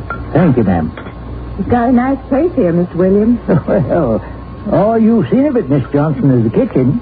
And with burlap bags all over the floor on account of the wet. Shows your neat, Mr. Williams. Well, I scratched what I've got out of the dirt. You know, this is rough country out here. Soil's none too good either. We heard it was very fertile. Yeah? Then you heard wrong. It's a back-breaking job getting a living here. Nothing for a couple of women. Now, unless you sell the place. But if the land's bad, who'll buy? I would. Seeing as how you're my neighbors and all. What kind of a price, Mr. Williams? Oh, I couldn't give you much. 50 cents an acre, maybe? Not much. Hardly pay our fare back home. Aren't you in an awful hurry to buy our place, Mr. Williams? Just a friendly offer, Miss Johnson. Maybe we should consider it, Alma. It's my land and I'm not selling. Not until I see it, anyhow. Well, nobody else will buy. And if you wait, my offer goes down to 2 bits an acre. You're trying to force a sale, Mr. Williams. All this hospitality is nothing but a come-on. I'm telling you to sell. You understand? Alma, see. And I won't sell. What are you writing? Writing a bill of sale. That's good as a deed anytime. From you to me for your homestead. I told you, Mr. Williams, I'm not selling my land. And I say you are. Now, sign your name right there. Oh, don't be frightened, Mother. This nasty old man doesn't scare me. I ain't worried about you, young lady. I can take care of you all right. But you might be worried about your mother. You wouldn't dare touch us. No? Who's to stop me? How do you like this? Oh! You killed her. Oh, no, not yet. Not yet. I just knocked her out, like I would a goat before I cut its throat. No, that knife. Will you sell that land? No, you can't make me sell it. And don't you touch my mother. It's not the land. There's something on it. Sure. But not on it. Under it. Oil. And I'm the only one that knows. What are you doing with my mother? Let go of her hair. Stop it. I'm just putting her over on the burlap. I wouldn't want to mess up my kitchen. Now, are you selling? You wouldn't dare kill my mother. What do I care? Nobody knows who you are or where you come from. Your brother, he ain't got the money to get here. And I can forge your name to the bill of sale just as easy as not. Now, sign it. Sign it. I can't. Don't make me. Don't force me to. It's all we've got, please. Stop. Let my mother alone. Just you watch.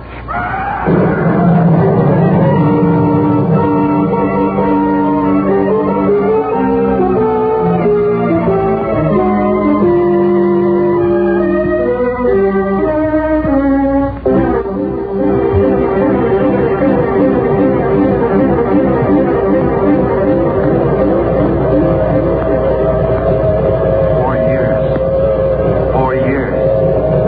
Not one word. As if I never had a mother or a sister. No answers to my letters. Nothing. 4 years. Get a shovel, get a shovel, get a shovel, get a shovel. Why didn't they answer?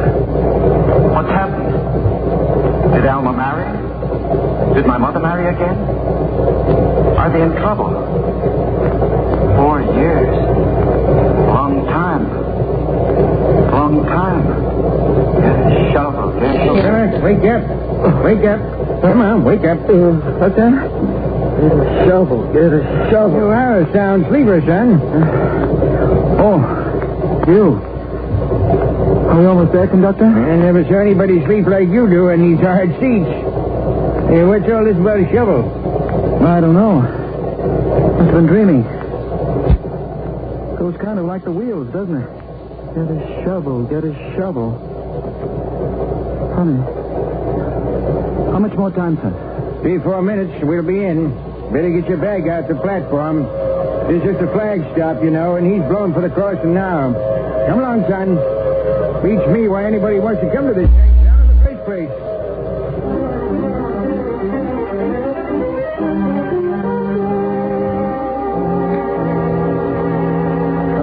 Excuse me, sir. Are you Mr. Curtis? Yeah, I am. Why? My name is Johnson, Stanley Johnson. You a drummer? No, I'm not selling anything. What then? I'm looking for some information. A man at the station said you know everybody here about it. Yeah, I guess I do. Hand feed business, sides the stable. You looking for somebody? Yes, my mother and my sister, Sarah and Alma Johnson. Nobody with that name around here. But there must be. If I don't know them, they ain't here. But they came here 4 years ago.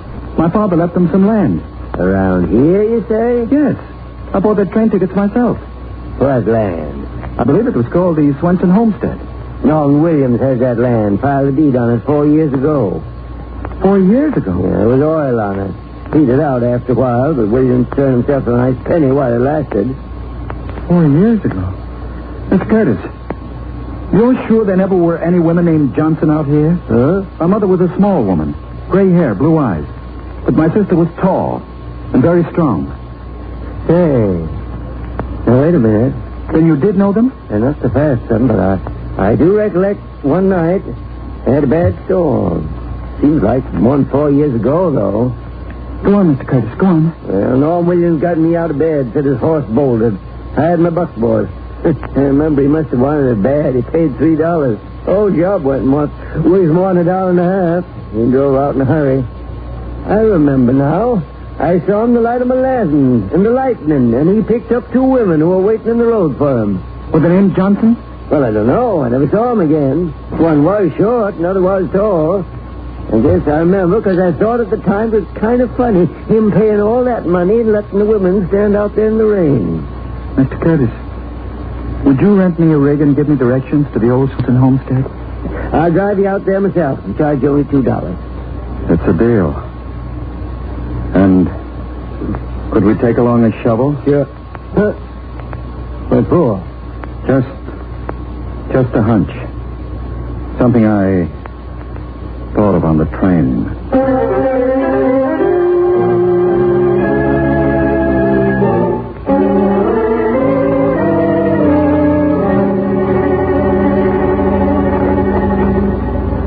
I don't know what you think you'll find, son. You sure do keep it that big one.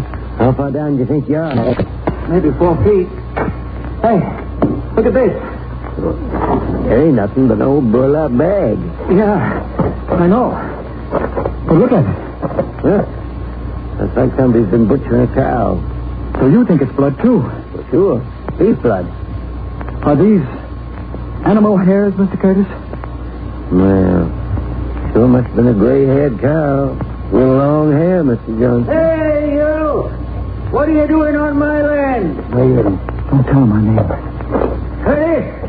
What's this all about? Now, you got no cause to be sore, Norman Williams. Just this here young fella. I've been demonstrating a new shovel to Mr. Curtis. Yeah? Curtis has got plenty of his own land to dig on. You're lying. I resent that, sir. And I say get. You're trespassing here. Now get before I use my shotgun on you. Now, you got no cause. I don't know what you're after, Curtis. But ever since you've been made deputy sheriff, you're just too blame nosy. Yeah. Now, you get off my land, both of you. Yeah, he's within his rights. Let's go. Yes, of course. Next time I find you here, I won't be firing over your head. Blame fool's going to get into trouble with that temper over here one of these days. Yeah. He's in trouble now. But he doesn't know it yet. That's up. He's within his rights. No warrant, so we were trusted. But I've got the burlap. Miss Curtis, you're driving me straight to your district attorney.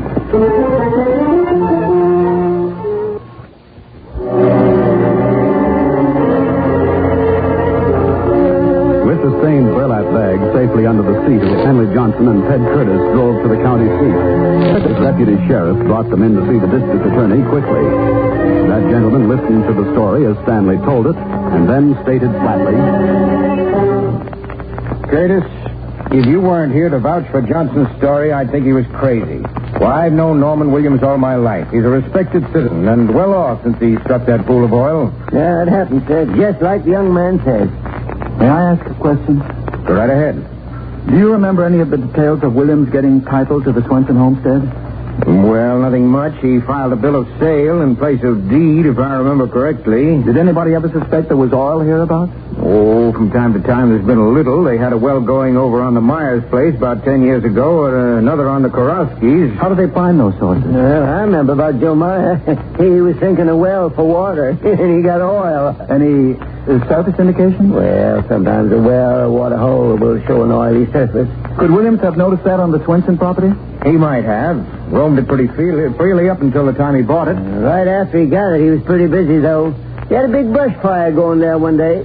About 4 years ago, too, that was. Brush fire? Well, now, don't go thinking about murder again, son. I'm sorry. After all, they were my mother and sister, you know. Young fellow, you seem pretty positive about all this. Well, maybe there isn't any evidence. But if it's all right with you, I'd like to examine that bill of sale. After all, I suppose if she is dead, I'm my sister's heir.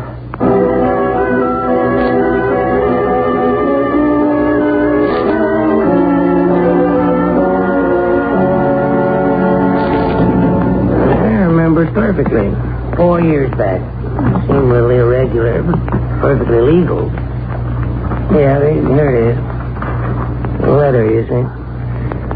Dear Mr. Williams, carrying out our agreement, this letter will advise all and sundry that they understand for proper consideration sells to you with all right and title of the tract known as the Swenson Homestead, of which I am the sole owner of record.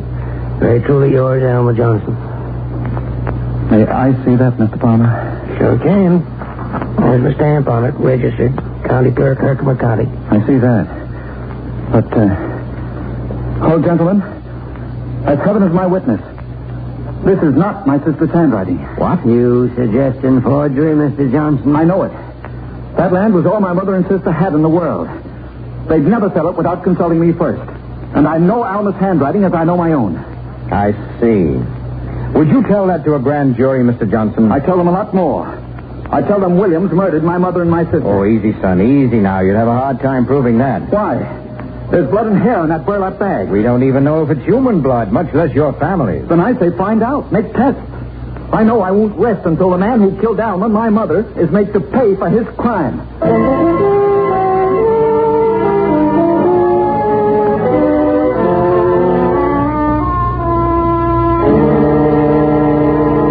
Norm Williams? You home? What get me? Williams, you in there? Definitely, we'd like to talk to you. I don't want no visitors today. Come back tomorrow. Sorry, Williams. We gotta see you now. Come on out, Williams. Oh, we'll come in. You don't come on my property, Ted Curtis. I got a warrant. We have a warrant. Yeah. Let's see you serve it, Sheriff. All right, Williams. You're under arrest. Hey, come and arrest me. My house, will they? No lawmen will get in here.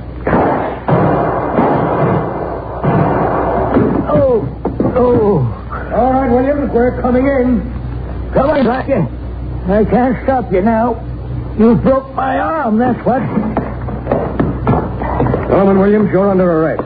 Charged with forgery, resisting officers of the law, and murder.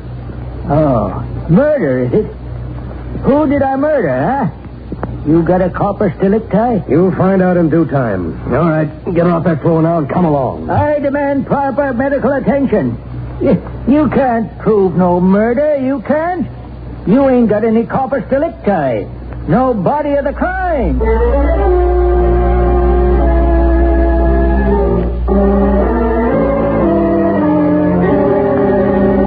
Mr. Johnson, you're under oath.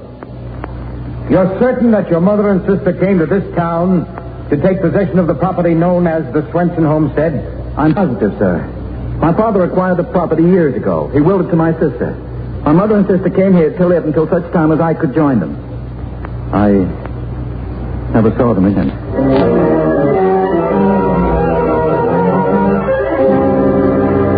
Mr. Curtis, the night of that storm 4 years ago, did you see anyone besides Mr. Williams when you rented him the buckboard? Well, I didn't know him, sir, but I did see two women by the light of my lantern and the flash of lightning. One was short and elderly, and the other one...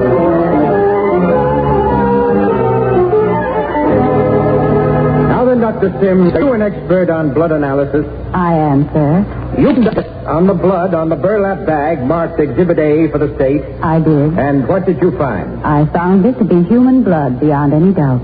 Did it take a large amount of blood to make that stain? No one could lose that much blood. Dr. Sims, please answer the next question carefully. We're attempting to set a precedent in this case, as the state has conceded that no actual corpus delicti has been found. Dr. Sims, about the gray hairs found on that burlap bag. They are human hairs, sir. Yes, and Doctor, did they come from the head of a living or dead person? The roots are still in the microscope. Hair from a corpse, sir, never has the roots attached. Then, as an expert witness, Dr. Sims, what are your conclusions? That there is evidence of a corpus delicti, even though none has been found. Someone was alive on the defendant's premises, and that someone was killed before he or she left.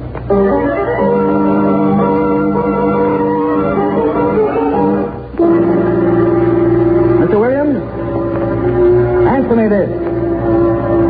Did you know the people you are accused of murdering?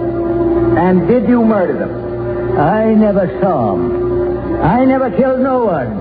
And nobody can prove that I did. But this county is going to pay through the nose for my broken arm.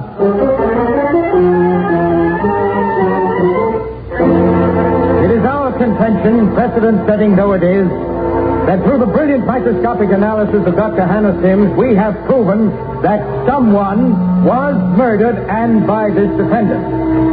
True, as my learned colleague has emphasized so often, there is no actual corpus delicti.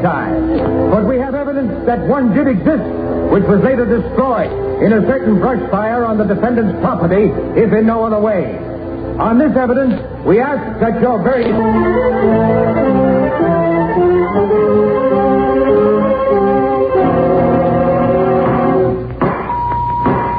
Mr. Foreman, has the jury reached a verdict? We have, sir. And what is your verdict? We find the defendant guilty of murder in the first degree, and so say we all. You can't do this. You can't. I'll appeal to every court in the state. There wasn't no corpus. No corpus.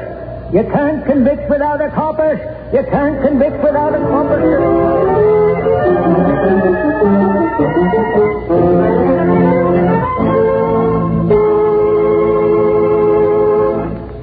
Crime does not pay.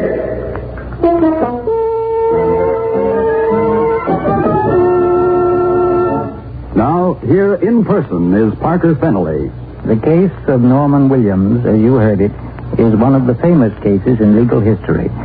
As might have been expected, his conviction was appealed all the way to the highest court of his state, and there it was upheld.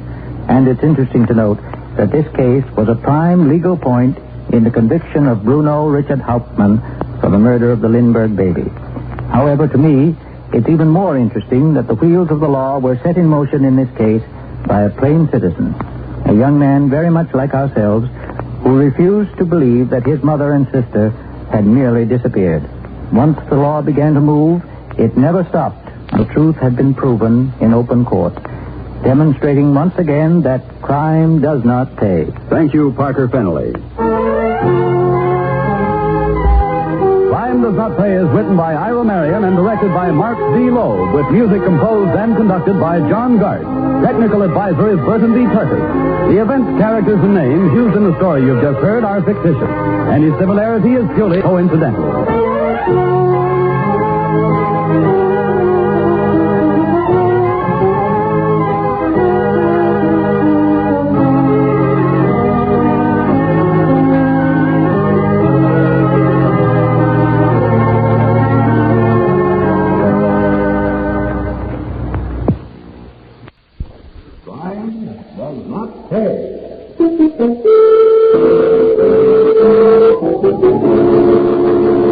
You're careless, Fudgy. You can't be careless. Not in this business. What do you mean careless? The jerk had a ton of wreck and cast iron hung on him.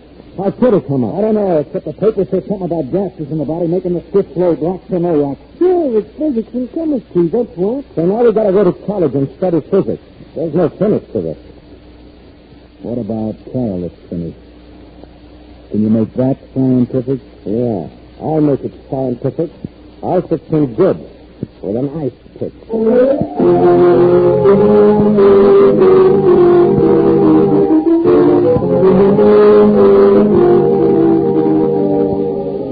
In the interest of good citizenship and law enforcement, we present Crime Does Not Pay, based on the famous Metro Goldwyn Mayer series of short subjects. In just a moment, you'll hear Summertime Taste, starring Charles Corbin.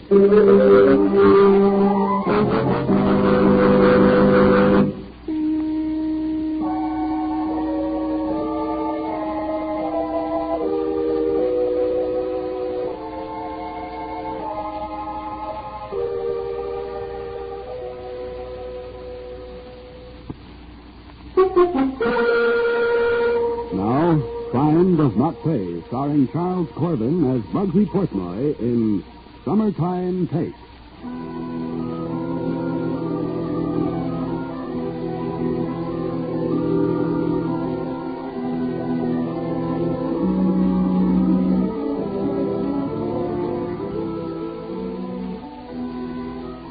Summertime is a good time for most people. Their vacations and all that goes with them. The resorts, the fun, the games, the freely spent money that has been saved for just this purpose during the other 11 months of the year. And where there is freely spent money, you'll find those who dip their fingers in it for their own purposes. Ozzie White dipped his fingers into that money and came up with double handfuls. Ozzie controlled the slot machines, the one-armed bandits, which stood invitingly in every bar, every casino in the resort area where Ozzie operated. Year in and year out, the nickels, dimes, and quarters flowed through the machines into Ozzie's pocket. And Ozzie had an organization. There was Specs as accountant, for one. Ozzie trusted Specs and listened when he had something to say. I don't like it, Fox. It don't look good to me. Oh, what's wrong? Last year, the machines at Swan Lake gave us twice the take we're getting this year. That's all? Same thing at White Lake. How'd you run across this? I was just playing around. The figures looked off this summer. But the hotels are as packed with suckers as last year. So I ran a check. Here's the figures. 3 bars, 1947, 48, and 1949. Mm-hmm. I see. How do you figure it? Me, I just play with the numbers, boss. And somebody else is playing with the tape. Well, I wouldn't be hasty, boss. Why not? You're sure of your figures, aren't you? I ain't no CPA, but I can add and subtract. Looks like somebody's been subtracting before we ever see the dough. Bugsy, come on in here. You want me, Ozzy? I called you, didn't I? Who's the collector in the Swan Lake district, Bugsy? Wallace Sage. You know that. You been around lately? Yesterday. You notice anything different about him? Well, he's got some new shirts. Silk. Anything else? Nothing special. If there was, I'd notice it. Yeah, I guess you would. How about Carol Carter? Nothing much. Why? Any new shirts? No, nothing. Mm-hmm. Carol's collecting for us at White Lake. The take's awful low this year at White and Swan both. I get it. Somebody needs to listen, eh? Yeah. And you're the best teacher I know, Bugsy. So take care of it for me, will you?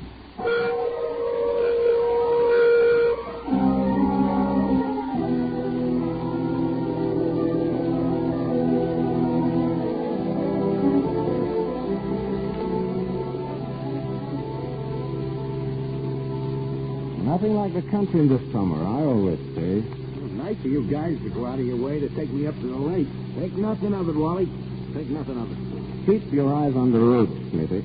Don't worry about him, Bugsy. Smitty's the best driver I know. I like to sit next to him just to watch him work. Bugsy likes the back seat. That's where he works. That's the lake up ahead, Smitty? Yeah. Pretty in the moonlight. Nice view. There's a better one up ahead. I like this one. Talk for a minute, Smitty. Let's enjoy the moonlight. Sure. Never thought you were romantic, Bugsy. Oh, I got my moments. Yeah, you certainly have, Bugsy. Boy, quiet out here. Nearest place is the inn, 5 miles up the road. That's so. Hear what he said, Smitty? Yeah, I heard. Get the end of the rope, Smitty. Pull, Smitty. Pull. No, I got it, Bugsy. Now hold it. Yes, sir. See, Wally, when you collect for Ozzy, you collect honest and turn in every nickel. Every nickel. Keep on, Bugsy. Nothing like it, Smithy. Piece of rope over the head from the back seat, crossed ends, you pull on one, I pull the other. The guy just can't make any noise. First pull breaks his windpipe. Yeah. Smooth. Let's get rid of him. Right.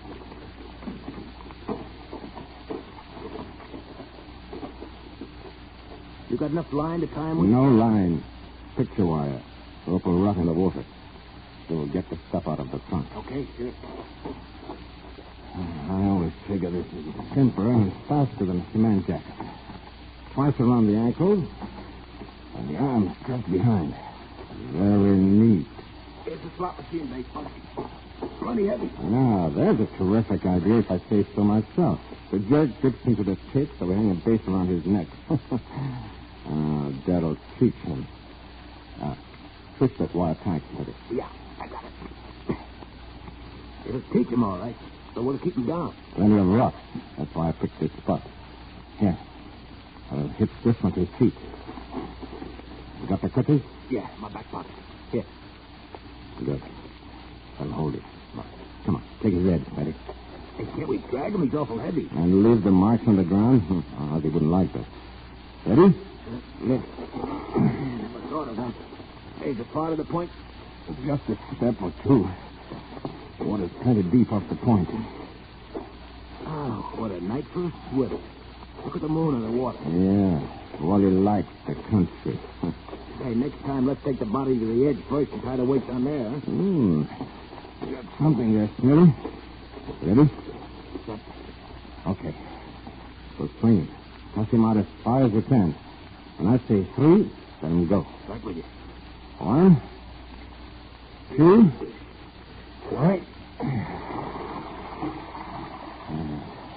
Red ducket. He'll never come up. Let's go. Boy, that'll teach him a lesson.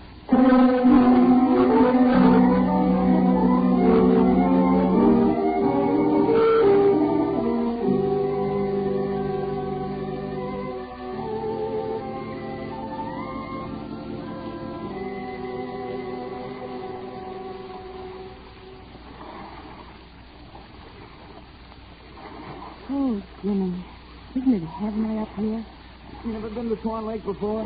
No. Have you? My second summer. What do you like about it? Oh, everything. Mountains, the sky, and the lake. It's never cold, these lakes. Not like some I've been in. That's because it's artificial. Fed by small springs from the mountains that were dammed up years ago. What are you, a walking encyclopedia? No, a rowing encyclopedia. Oh, sometimes I wish the summer could go on forever. Betty? Yes, Jim? Betty, What? Jim, are there large fish in this lake? Well, they stock it with fish from time to time. Trout, mostly. They don't grow very long. I see. Why? I saw fish. It was sort of white and large. Seemed to be floating. Well, fish don't float unless they're dead. Where is it? It's over there. Turn around to the right. Looks more like a white glove to me. Maybe it is. Funny, gloves floating out here. Let's get it,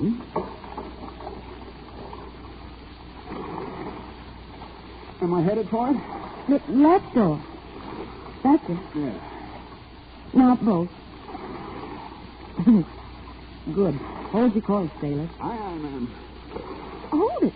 Well, that's the thing, whatever it is.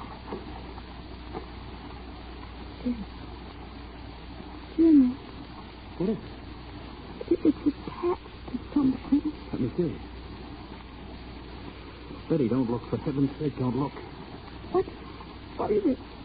It's no glove. It's a human hand tied to another. Oh. The body's floating just below the surface of the water.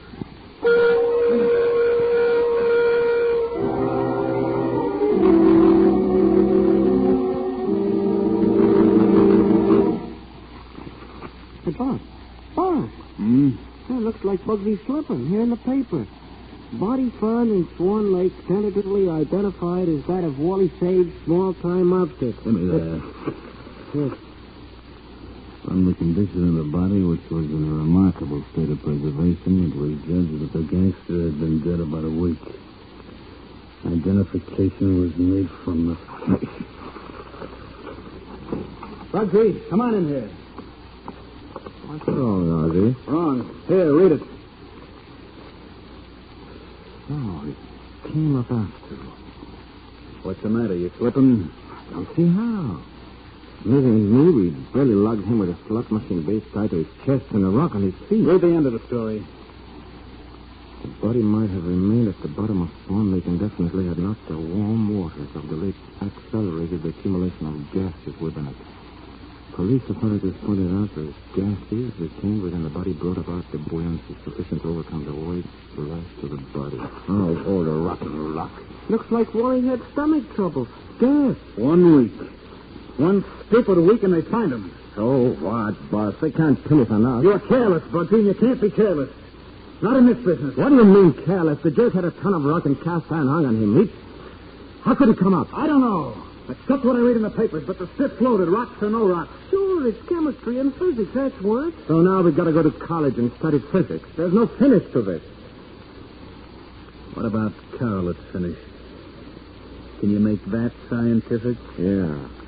I'll make it scientific. I'll fix him good. With a knife pick. When Smitty and I get through with him, he'll stay down forever.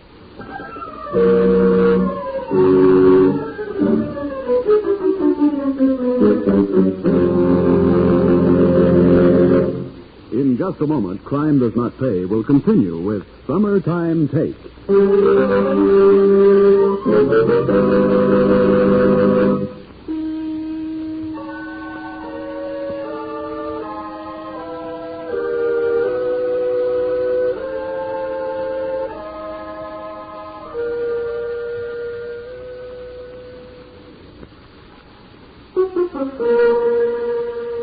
Now we continue with Crime Does Not Pay, starring Charles Corbin as Bugsy Portnoy in Summertime Take.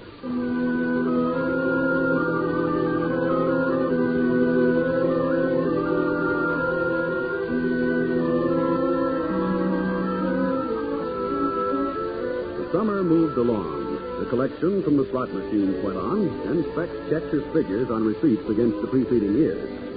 Again, there was a mysterious discrepancy which was traced to the collections in the White Lake district. Apparently, the lesson taught Wally Sage had failed to have its proper effect on Carolette Carter. And so it happened that once again, a car sped along a highway with Smitty in the driver's seat, Bugsy in his usual place in the rear, and Carolette Carter in front, next to the driver, next to death.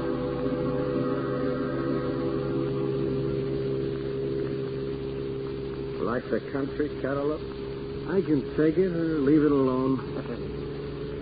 This is your district here, isn't it?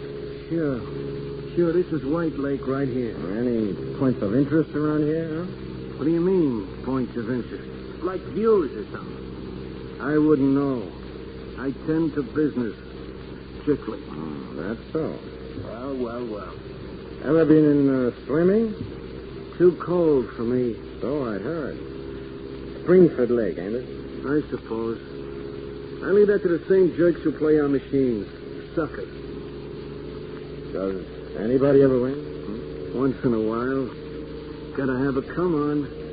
So we let a couple of them hit the jackpot. But mostly they get 3 lemons. Hey, where are you slowing down for? We'll never make the hotel before midnight at this rate. We got plenty of time. I just want to look at the view. Since when are you interested in the beauties of nature, Smitty? Just a few weeks now. Especially in lakes with cold water, nice deep spots. Yeah. Especially in lakes with cold water. What's your guy? You are, Carolette. Yeah, but not for long. Time's up, Carolette. You've got to learn the same lesson like me. Don't ever try to put on one over an Aussie. Oh, Smitty. A bullet. You're in a tough stroke. Here. Here's the ice pick. Where'd I give it to you? In the belly. Some gas on gun out. Right. Come on, Smitty. Give it to him. Fix him up like a soup strainer. The more holes, the merrier. Oh, gee, Smitty, that's got it. Let's move in. You betcha. Where's the boat? Hit it in the clump of bushes yesterday. The rocks and slot machine base are in it. This one ain't never gonna come up after we're dumping him.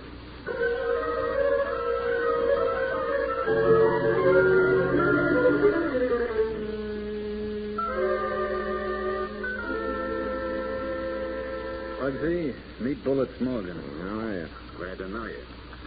Ozzy tells me you know your business. Thanks.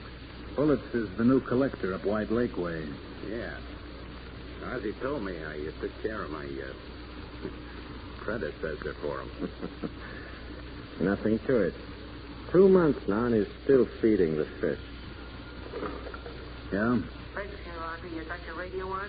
No, why? There's a news broadcast in a minute. You better catch it. Why? It's all over town.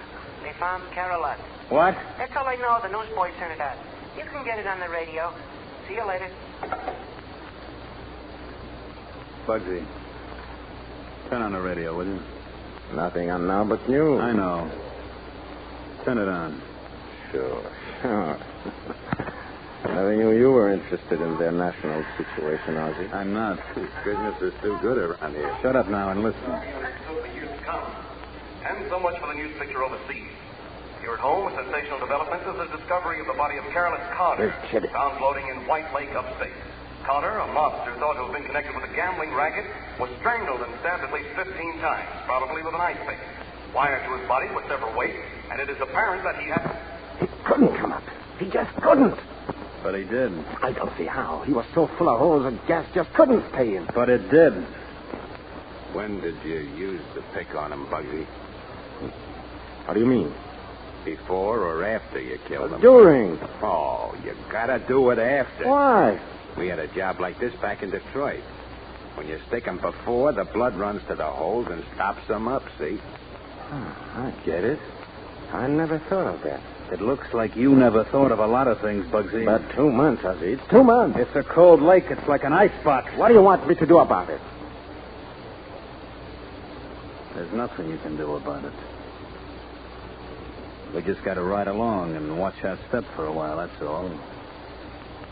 They can't tie it to us.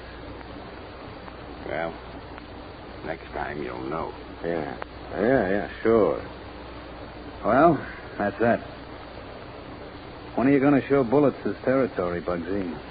Anytime he's ready. No time like the present, I always say. Why not? Spitty's got a car. We can drive up now. Suits me. Okay with you, Ozzy? Sure. The quicker the better. Go on, beat it, both of you. Have a good time. But don't play the machines. That's a sucker's operation.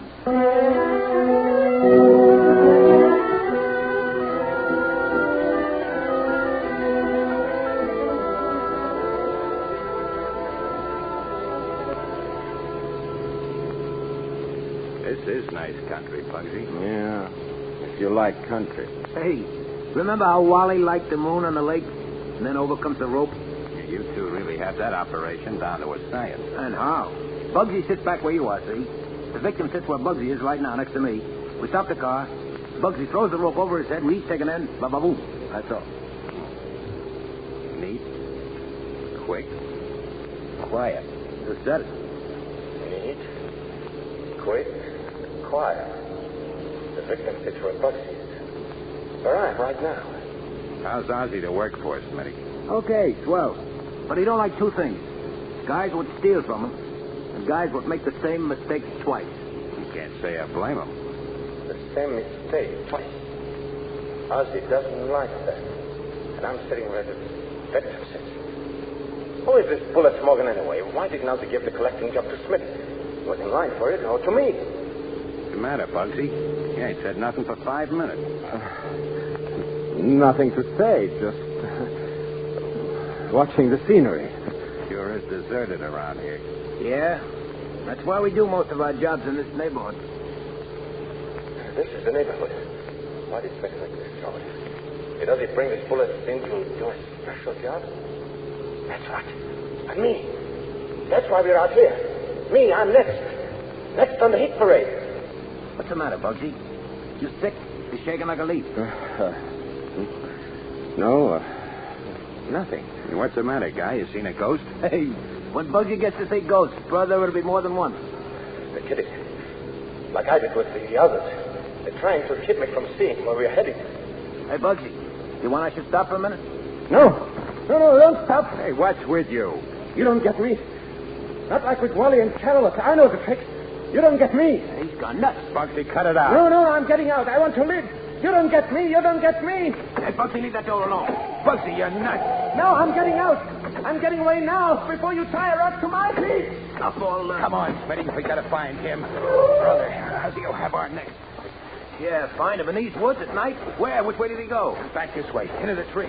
No. You don't get me in no woods. Not with Bugsy nuts and packing a piece. Besides which, I ain't no Indian. I hate the country.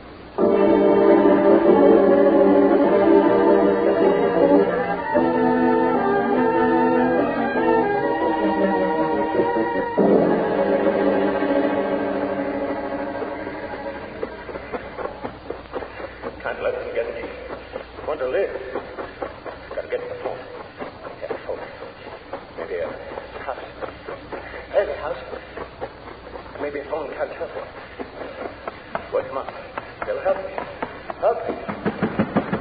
Wake up. Wake up. Help me. Help. I need help. Please.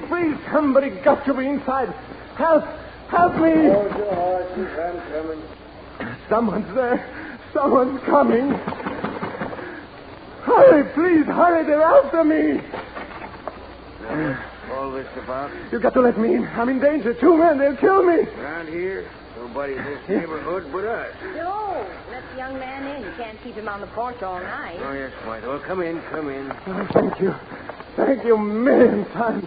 Joe, look at the young man. I'm looking. City fella. But his clothes are all torn. His face is scratched. I jumped from a car. They were going to kill me. Who was going to kill you? Smithy and Bullet. You've got to hide me. They'll be after me. They won't let me get away. Young man, I think you've been drinking. No, it's the truth. You've got to save me. Joe, where are you going? Telephone. Sounds like business for the sheriff to me. Yes. The sheriff. If I talk, they'll protect me. They'll let me leave. I'll have they do that. Here's just a phone. Oh. Hello, Sadie. I want the sheriff. Quick. You saved me. I don't know how I'll ever repay you. Now, don't you worry about that. Living way out here, we don't get much chance to help folks. When we can. Sheriff Winters. Hello, Sheriff. This is Joe Karowski. Hi, Joe. Got trouble out your way? Maybe. Hold on. We've got a visitor. I'll let him talk to you. Here, young man. Take the phone. Yes. Thank you. This is the sheriff? Yep. Who are you? This is Bugsy Portnoy. You know the name. Never heard of you. You heard of Bugsy White? Yes. So what? I worked for him. He sent me out to get it like Wally Page and Carol Carter got it. Tonight. I know how they got it. And I was going to get it too, only I jumped before. How do you know how they got it? I did it both times, but I want to live. I got to live. You can save me, but you got to help me. I'll tell you everything. Please, come for me. They're looking for me now. Hurry. I live in jail. Outside, I'm dead. Come for me. I don't want to open the water and the gas inside. I'm afraid.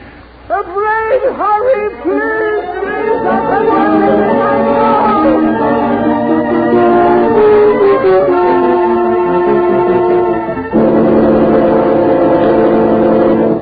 Crime does not pay.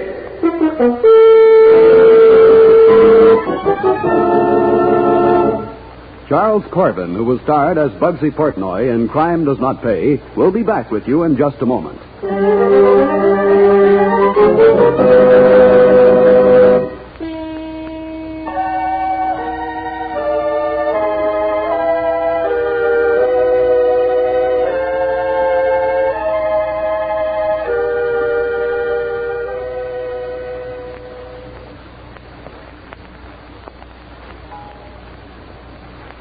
Now, here in person is Charles Corbin. Believe me, Bugsy Portnoy was an interesting character to portray because his swaggering, his viciousness, and his eventual and inevitable breakdown are typical of the small-time gangster with his usual delusions of grandeur. However, it is just as interesting to notice the contempt in which the other characters held the plain people, whose coins in the slot machines made up the summertime take. These are people like you and me. People who lend their support to criminals because we don't stop to think about what we are doing. Because we are misled so many times by the simple words, innocent amusement. You see, in the end, it is up to us to stop this kind of criminal activity by the simple act of refusing to lend it our support under any and all circumstances. Yes, in the end, it is the plain people, the good citizens, who can prove that crime does not pay. Thank you, Charles Corbin. Crime Does Not Pay is written by Ira Marion and directed by Mark B. Loeb, with music composed and conducted by John Gart. Technical advisor is Burton B. Turtis. The events, characters, and names used in the story you've just heard are fictitious. Any similarity is purely coincidental.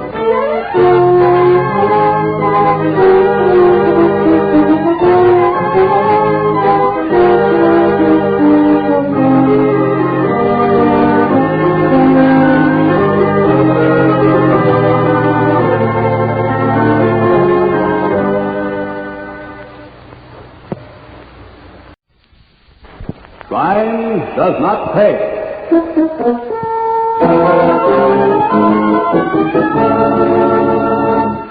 I don't like it, I tell you. I don't like it. Me neither. This ain't no hideout worth the dough. Those whistles, they give me the creep. All right, so it's not the Waldorf, but the food's good. I'm sick of the lot of you. If something goes wrong, you whine like sick puppies. Well, it was your idea in the first place. Get out of this, you. Excess baggage. Ah, Mary, the kids have a right to beef. Well, maybe, but this is getting to be a habit. We came down here for a purpose, remember? We're staying out of sight as far as the cops are concerned, and you're mighty Vic Reynolds. If I told you once, I told you 50 times, play this right and we'll have Vic out of business. He'll be out and we'll be in. But you don't take over by whining. You use your brains and lead. Keep that in mind, the lot of you.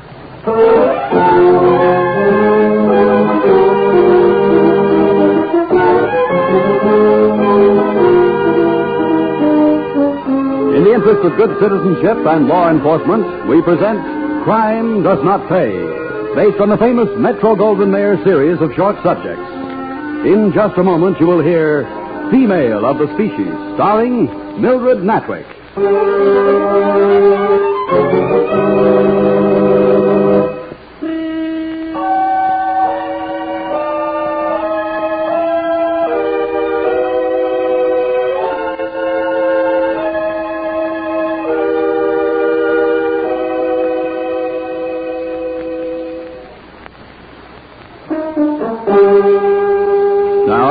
Crime Does Not Pay, starring Mildred Natwick as Mary Curtis in Female of the Species.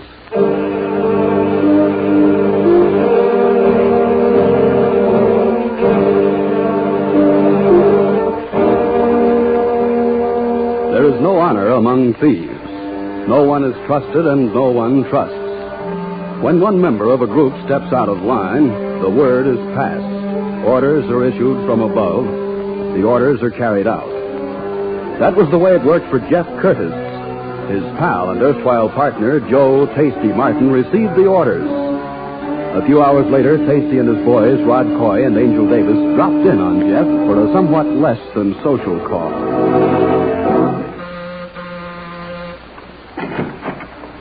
Hiya, Jeff. Tasty. And the boys. Come in. Come in, by all means. Thanks, Jeff. Long time no see. Yeah, that's right. You said it, Jeff. Well, come into the living room. Have a drink. Have a couple of drinks. Of what, Jeff? The stuff you hijacked out on Route 40 last week? What are you talking about? You've been running a small-sized snowstorm in this district, too. I never touched this stuff. No, but your boy's been selling it. Deprive a Cokie of his snow, Jeff, and he'll tell anything to get some. You know that. Well, you don't believe any of this, Tasty, do you? That's what I believe, Jeff. This is a contract job. Contract? Vic Reynolds? Right. We're pals, Tasty. We came up together. I got a wife, Tasty. You never met her, but she's a wonderful woman. I could disappear, Tasty. All finished, Jeff? All right, Rod, Angel. No, you don't have to... Okay, boys, the back way. We'll give him a cement jacket tonight. And then the river.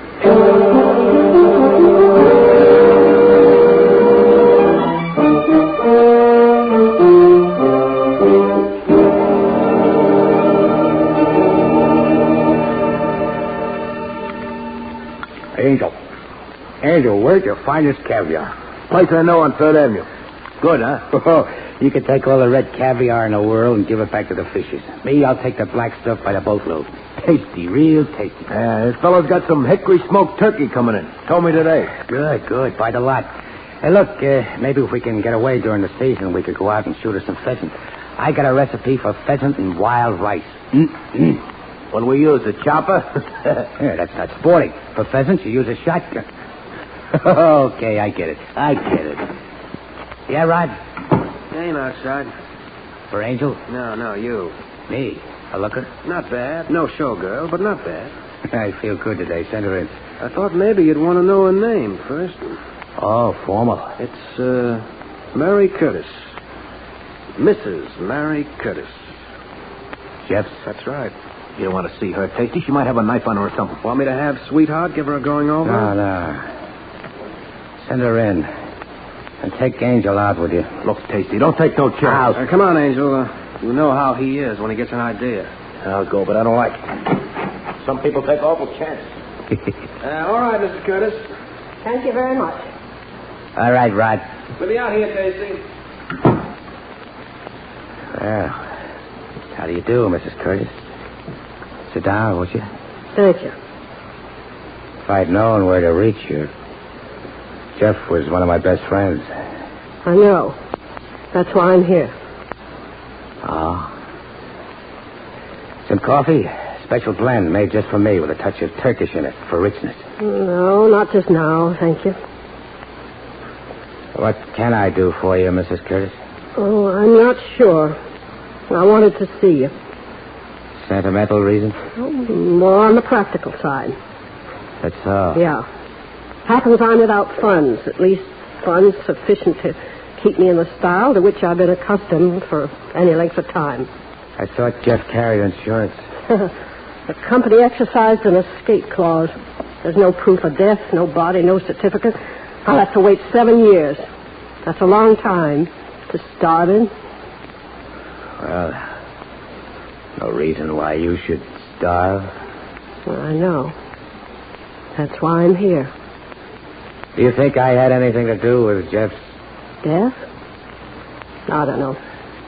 Frankly, I don't care. I don't understand that, Mrs. Curtis. Call me Mary, Tasty. It's much shorter.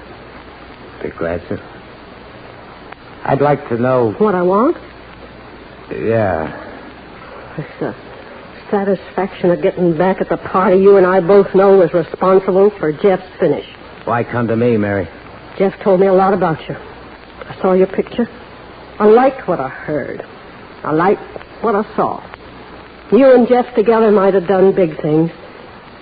Jeff's gone. Well, that leaves... You and me. Yeah. Together? Well, do I pass inspection? You do. I think I'll take that coffee now, Tasty, with a touch of Turkish in it.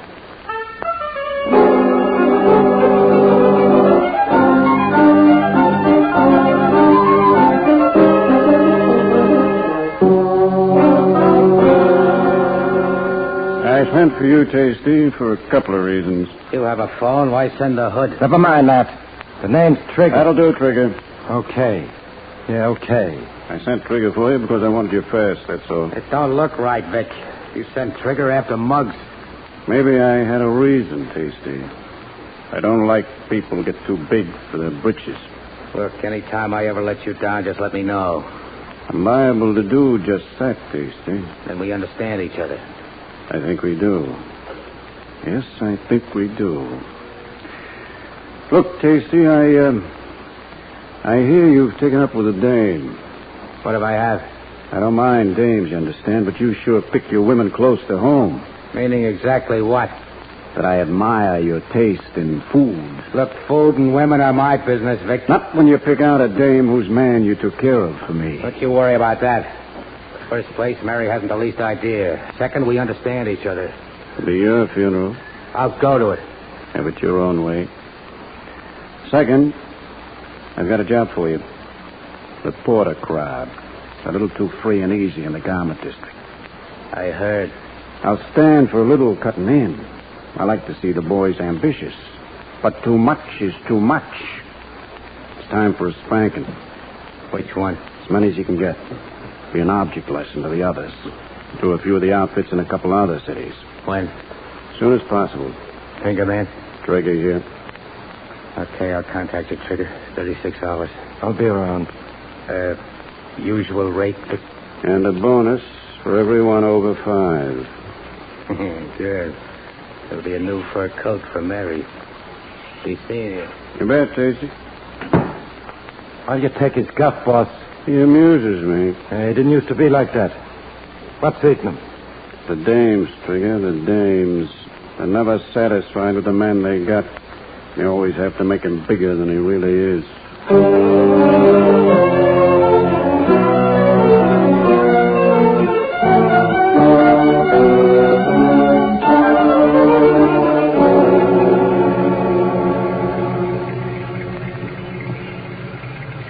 You sure this is the building, Casey? You saw Trigger like I did. Yeah, I saw him. I hope we get away with this one. Too many people around to suit me. That's why it's so pretty. By the time the dummies pick themselves up from the sidewalk, we'll be far away. You in gear, Angel? I'm getting a callus from holding down a clutch pedal. Watch it right. Here they come. That's Porter in the middle. They look like they had a real successful meeting with whomever they were meeting with. Listen to him, whomever, he says. All right, Rod. Here's where they get it. Hey, look at him hit the sidewalk. Like a wall. Get going, Angel. Get going.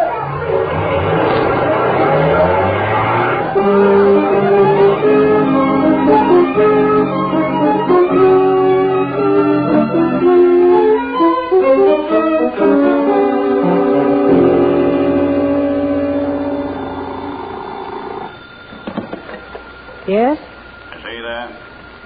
Just a moment. For you, Tasty. Thanks, Mary. Hello, Tasty speaking. You know who this is. Leave out the names. Wires may be tapped. He, Don? Definitely. You slipped this time. I earned my bonus. You caught several non-competents, if you know what I mean, and I think you do. Lay low. Watch your step. It's an order. I'll see you. That Vic? Yeah. What's on his so-called mind? Pedestrians. They should have waited for the light to change.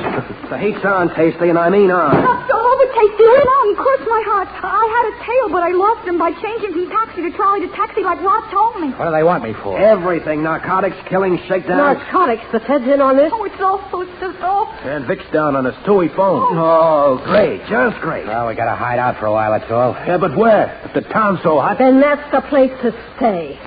Look, Tasty, I know where we can get a place. Quiet neighborhood, nice neighbors. That's all I need, nice neighbors. Oh, I just love my neighbors. Well, shut up and listen. You three don't need to stay with us. Tasty will wear dark glasses and limp and use a cane, grow a mustache. He'll be my invalid husband, get it? Our friends will come to visit us. We'll be more respectable than the best people. Hey, that's smart thinking, Mary. Foolproof. That's okay with me. What's funny, Mary? Thought of something. If the people in that neighborhood are like they used to be, you won't be getting caviar for gifts, Tasty. It'll be calf's foot jelly, homemade. Ah.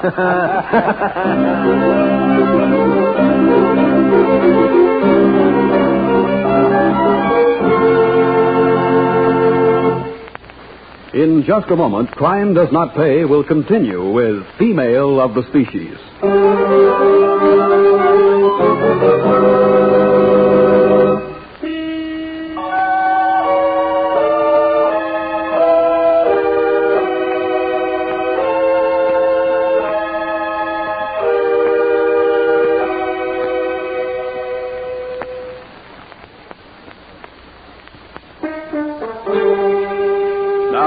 Continue with Crime Does Not Pay, starring Mildred Natwick as Mary Curtis, with Ken Lynch as Tasty in Female of the Species.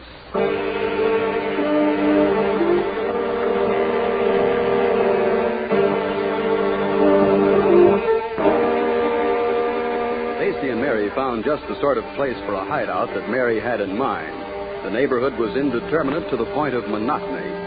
All the apartment houses the same, all the stores the same, all the people the same. Nice, clean, middle-class people living their nice, clean, middle-class lives. Of course, Tasty and Mary were different. Tasty was the invalid, his cane and dark glasses very much in evidence. Mary played the part of the solicitous wife to perfection, even to the point of making friends with the pleasant, gossipy neighbors. And then the whole gang came to a party. Some party, I'll say. Having a good time? Oh, the best. Hey, how'd you like that smoked turkey? Oh, wonderful. What little Tasty let me have. Oh, Mary, you're wonderful. What a shindig. Our neighbors should see us now. Somebody putting this drink. Sweet darling, we're respectable folks in this neighborhood. We're quiet. Okay, I'm quiet. Yippee. Cut it out, sweetheart. We got Tasty to think of. I'm thinking of Tasty. I'm always thinking of her. Well, that's nice to hear. How are you, beautiful? Beautiful. Hey, all the boys. It's no use, kid. Nothing is beautiful to Tasty except pheasant under glass dipped in black caviar. How's the warm up to you, Tasty. No, not the dark glasses. Perfect. How you like his mustache, boy? Well, it does something for him, but what? Well, I couldn't exactly say. Hey, what time is it? It's just 10 o'clock. Turn the radio on, somebody. Riley's on the radio, and my spies tell me he's talking about me tonight. It's on, Tasty. Riley, the commentator, talking about Tasty. Tasty's famous, honey. Did you know? Tasty's a big man. Don't you forget it. Right, I want to hear this. And what are the police doing about all this? The Reed Street Massacre is only part of it. This man, Joe Tasty Martin, is involved in more rackets than you or I would care to shake a stick at. Dope peddling, the shakedowns, organized murder. But can he be found? I ask you, can he be found? No. The police of 3 continents are looking for him. What? Holy smoke. He's been reported in Mexico, in Paris, in Rome, in Buenos Aires. More gasoline has been expended on wild chases after him than would be used in a 4-engine bomber on a coast-to-coast flight. And still Tasty Martin is at large. Something's wrong, I say. Well, what do you know? I'm a world traveler. Ask Riley. He knows.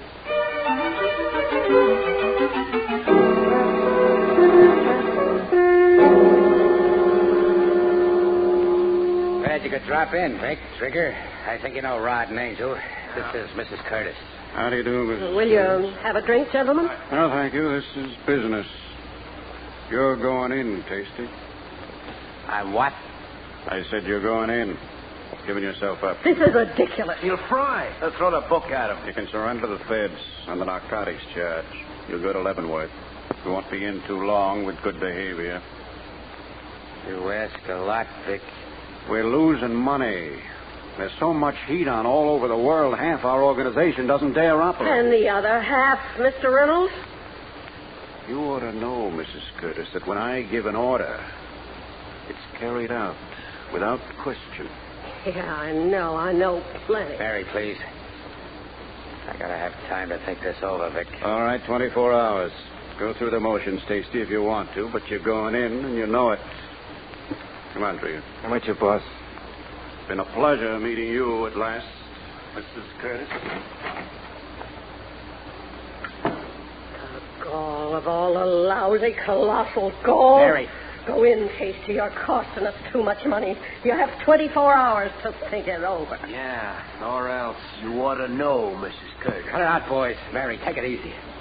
I'll think of something. Who does he think he is? He's cost me one man. He's not costing me another. He's the boss, Mary, the big boss. I know whom nobody disobeys. They better not. They never get another chance, like Jeff. Forget that. Jeff's dead. Tasty's alive. I want him that way, alive, and with me. I want that, too. Frankly, Mary, I don't see... Maybe I do. How? Another hideout. From both sides this time. Hey, that might be done. Where will it get us? Maybe farther than you think. The man who says no to Vic Reynolds and gets away with it, maybe he's the next boss.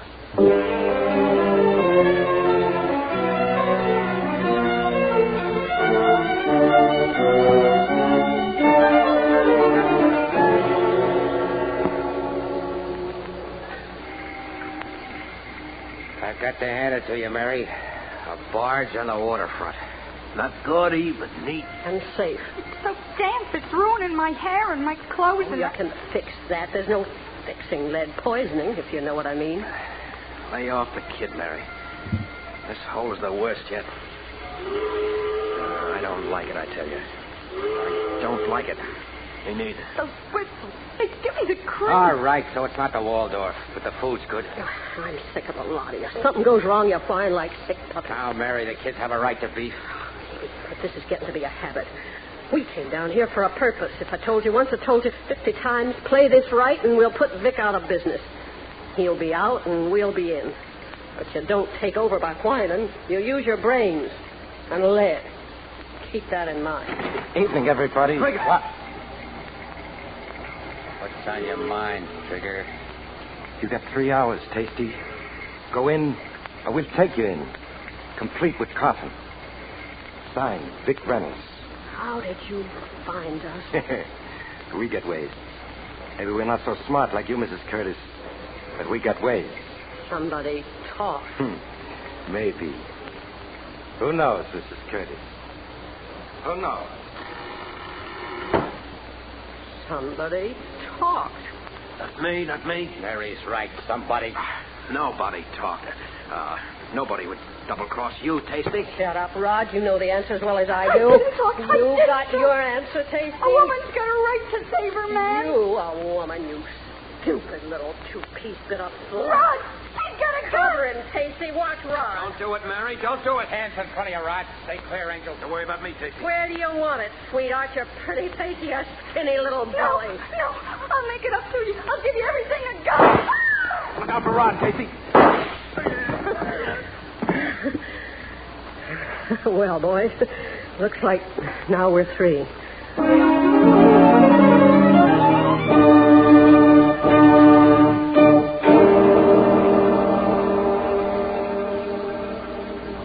Tasty, you awake? Yeah.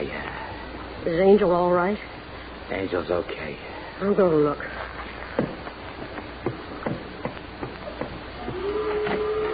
Who's that? Me, Mary.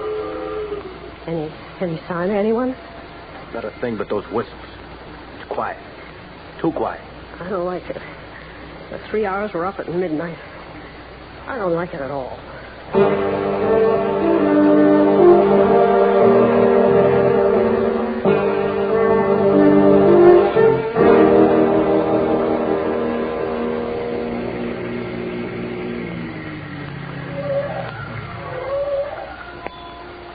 This is the place, Davy. Hey, what a joint, Trigger. Oh, what a joint. Yeah, remember now. They'll have somebody watching. I'll get the door open. You stay just out of sight to one side. But cover me going in. Okay? Yeah. Okay. All right, let's go.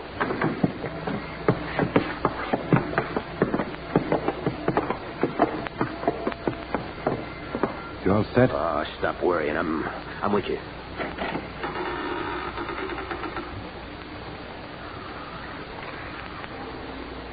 Ain't he sweet? Sleeping like a little angel. I ain't wasting no lead on him. A shiv will do it. Nice. Hey, they're here. Angel was sleeping. You was sleeping is right, lady. Look out, she's got a gun. And I can use it, too.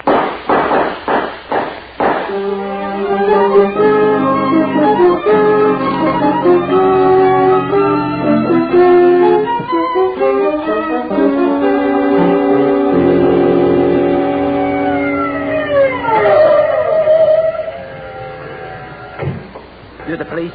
We got the call. You phone in? Yes, sir. At the barge? Yes, sir. All right, come along. I'd rather not, sir. You're safe. They're all dead. I looked once. The fellow with the knife in his throat. I'd rather not again, sir. I heard the guns. I looked and I called you. Okay, stay here. Let's have a look, Pete. All right.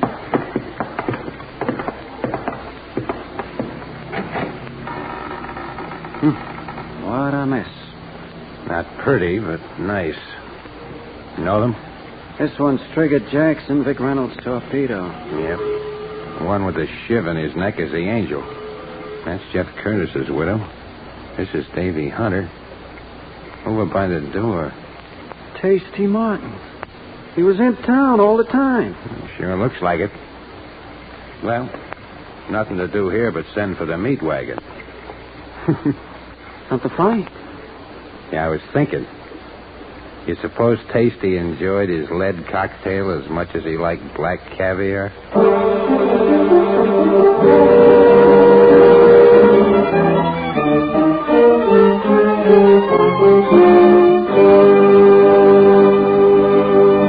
Crime does not pay.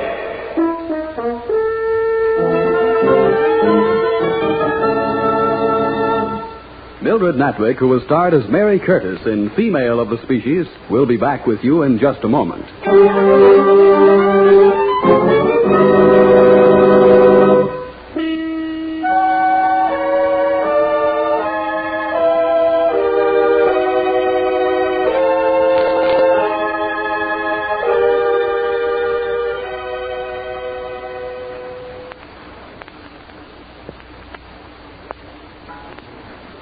Now, here in person is Mildred Natwick. Perhaps I should take umbrage when the old saying, the female of the species is more deadly than the male, is applied so perfectly to a character like Mary Curtis. But if this role serves the purpose for which it was intended, then no woman need be angry over the title, because the purpose is a simple one, to help decent citizens everywhere understand that they can protect their homes and their pockets by refusing to aid and abet organized crime in any way. Men like Vic Reynolds and Tasty Martin and women like Mary Curtis are helped to power every time people like you and I put a dime in a slot machine, fail to take an interest in the control of narcotics, shrug off corruption in high places.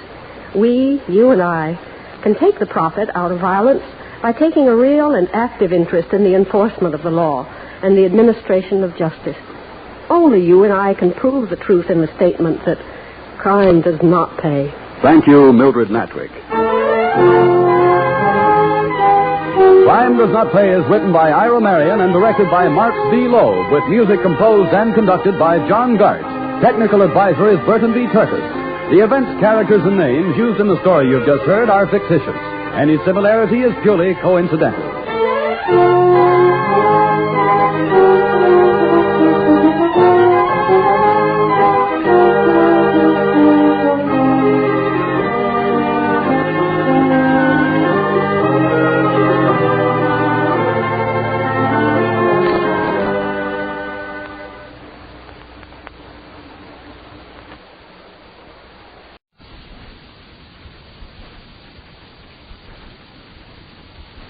Crime does not pay.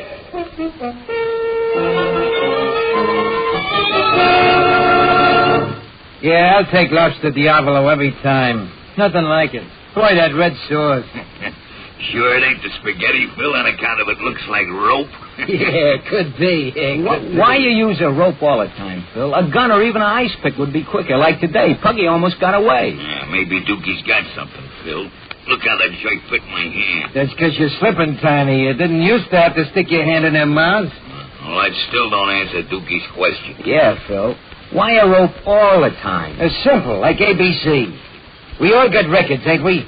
And you carry a loaded piece, when you got a record, it's another felony, ain't it? Carrying concealed weapons, see? Well, I've been wise to the fat feet since I've been a kid. And nobody can prove in no court that you had a weapon on you when all you're carrying is a piece of rope.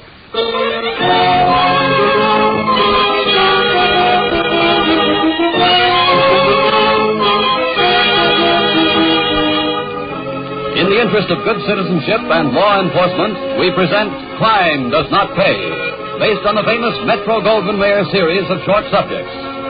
In just a moment, you will hear A Piece of Rope, starring Cameron Mitchell as Dukey DeFore.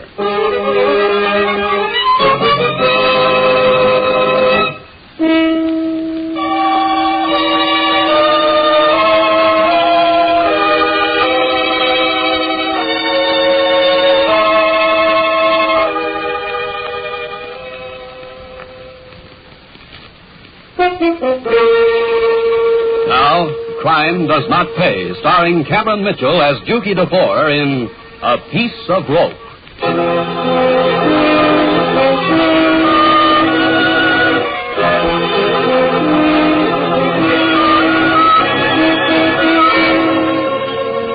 There's a school of thought among the men whose job it is to fight organized crime that the old method of searching for clues and obtaining convictions on such evidence is not nearly as effective as attacking from within the organization itself by the use of informers. A typical case is that which involved Dukey DeFore and the gang which made its headquarters in a certain city at the corner of Warrenburg and Paoli Avenues. This organization serviced other groups. They accepted commissions to do certain jobs, as they did on the day Jack Paris told them, like I said, this Puggy Jackson is getting too smart for his own good. Like, for instance, what? You ask too many questions sometimes, Pittsburgh. Why don't you behave nice and quiet, like Dukey here? Oh, Dukey, the kid's got a lot to learn yet. He'll learn working with you. Only don't teach him to ask too many questions. Sorry, Jack, I was only asking on account of if we know what he's pulling, we can find him easier. You'll find him? That's what I'm paying you for. Sure, we'll get him okay. They call him Puggy on account of his nose. Some two-bit punk flattened it for him. Now I want him flattened, complete. Yeah, we'll take care of him. Sure, we'll take care of him. And no body, see? The bulls know he's been trying to cut me out. I don't want nothing to point to me. When we get through, there won't even be a grease spot. And it's a deal? Yeah, sure is. Sure is, Mr. Parris. Sure is. Okay, you got the contract. Just be sure you carry it out. Understand?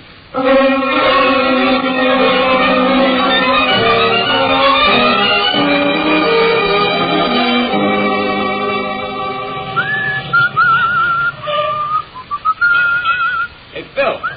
Phil. Yeah, Dookie. Telephone, back in the store. Okay, I'm coming. Who is it? Wouldn't say. He just asked for Pittsburgh Phil. Know the voice? Sounds a little like Mr. Parris.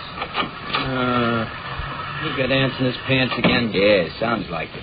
Well, if we can't find the Jake, we can't take care of him. You know Parris. He thinks he's a big executive. Yeah, I know.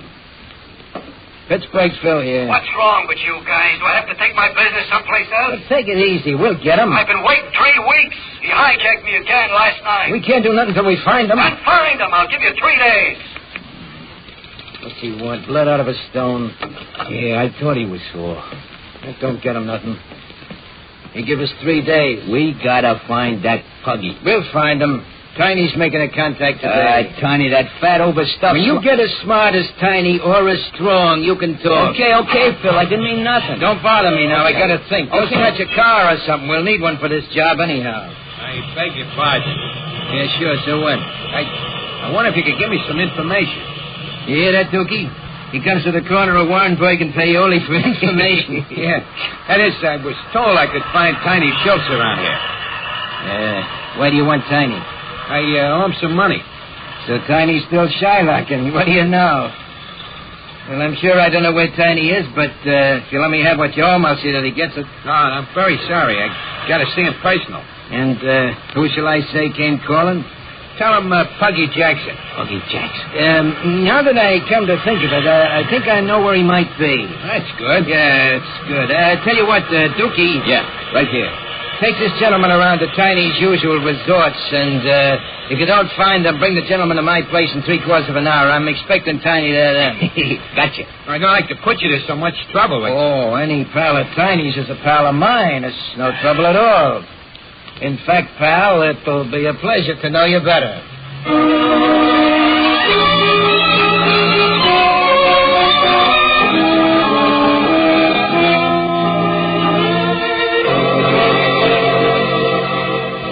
Josie, the rest of us girls, well, I think you ought to know how lucky we think you are. Lucky? Me? Your own house, a fur coat, and those bills about the sharpest husband we ever saw. Oh, I don't know, Ellen. He's like most husbands, I guess. Always dropping things that you got to pick up after him.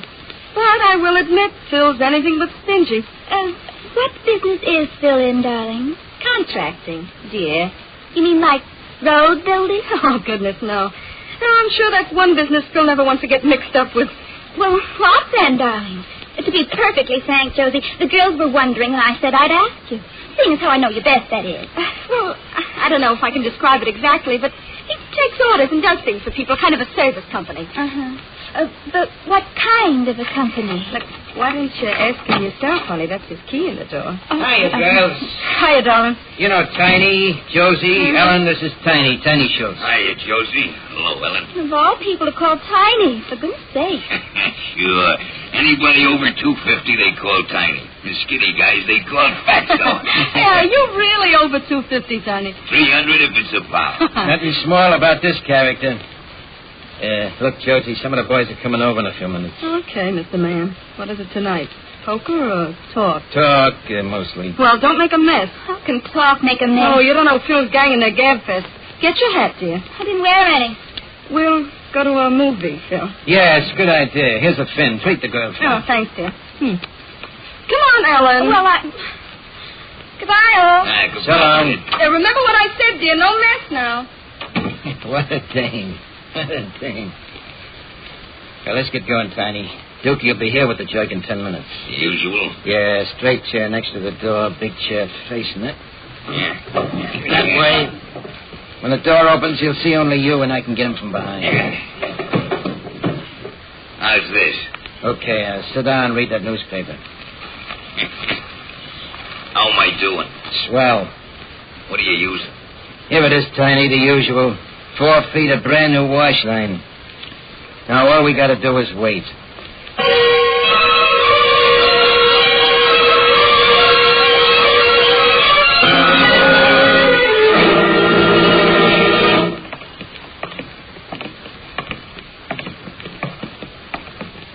This the place? Huh? Oh, yeah. Yeah, this is it, Mr. Jackson. Not bad. Very nice, in fact. It's kind of quiet. Oh, they'll be there. Phil said so. You sort of like this fella, don't you? He's the best. The best. Let me ring the bell for you. Come on in, George Holton. We're coming. Go ahead, Mr. Jackson. After you. Oh, thanks, kid. Tiny. Come in, Puggy. Been waiting for you. All right. Give me a hand. Get on him, Tiny. I'm trying. You're stronger than I thought, this chicken. Don't lend a hand. Don't make me, Phil. Don't make me. I'm scared. Don't. Couch. Get him on the couch. Yeah. All right. Twist it. Twist the rope. I'm trying. Stop his mouth. Stop it. He's making too much noise. Yeah. He's got a mouthful of fist. Twist it, Phil. Sit on him. Hold him down. Yeah.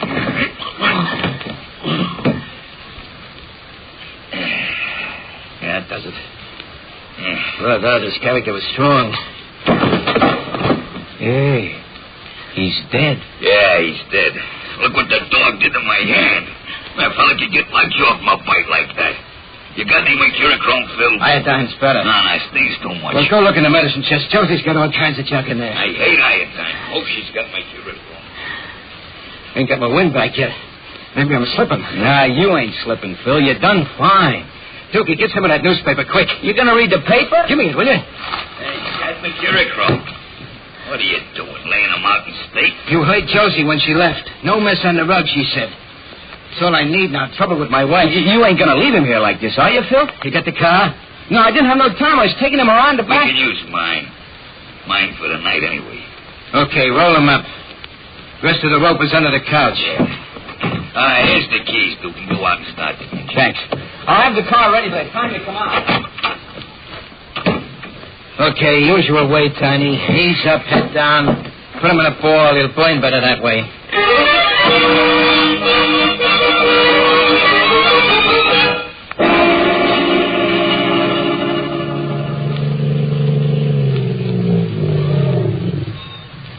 There, how's that, Phil?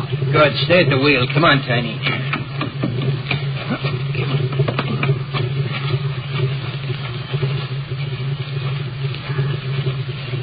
You got the gasoline? Yeah, right here. Boy, it's quiet out here. And Dookie and me was riding around. We spotted these empty lots. Got him? By the rope, like a satchel. Funny how a guy who weighs so little could be so strong. Yeah, this good enough. Now the gas.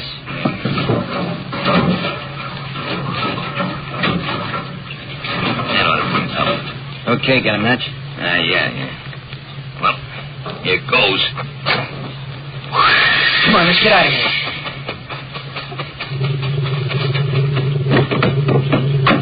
All set, Phil? Yeah, get going. Hey, don't he make a pretty bonfire?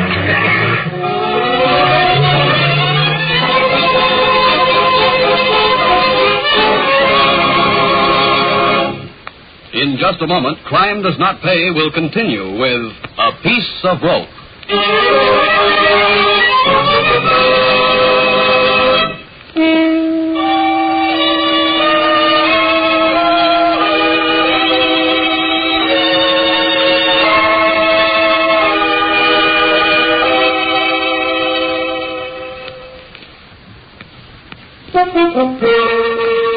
Now, we continue with Crime Does Not Pay, starring Cameron Mitchell as Juki DeFore in A Piece of Rope.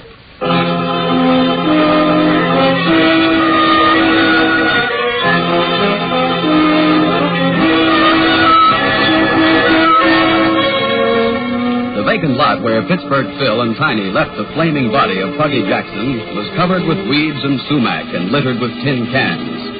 Half a block away was a row of small houses.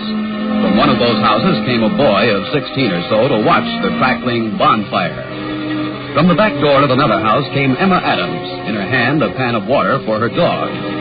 Emma saw the flames and the boy standing there. Angrily, pan of water and all, she descended on the boy. How dare you start a bonfire here? I ought to call the police. Honest, Miss Adams, I didn't start it, honest. Just like all boys your age. Do things before you think. When those weeds catch, they'll set fire to the sumac bushes. Everything's dry as a bone. The whole neighborhood could burn down for all you care. But I didn't do it. I was just watching it. That's what you all say. I'm going to put it out. Okay, put it out. See if I care. All right. There.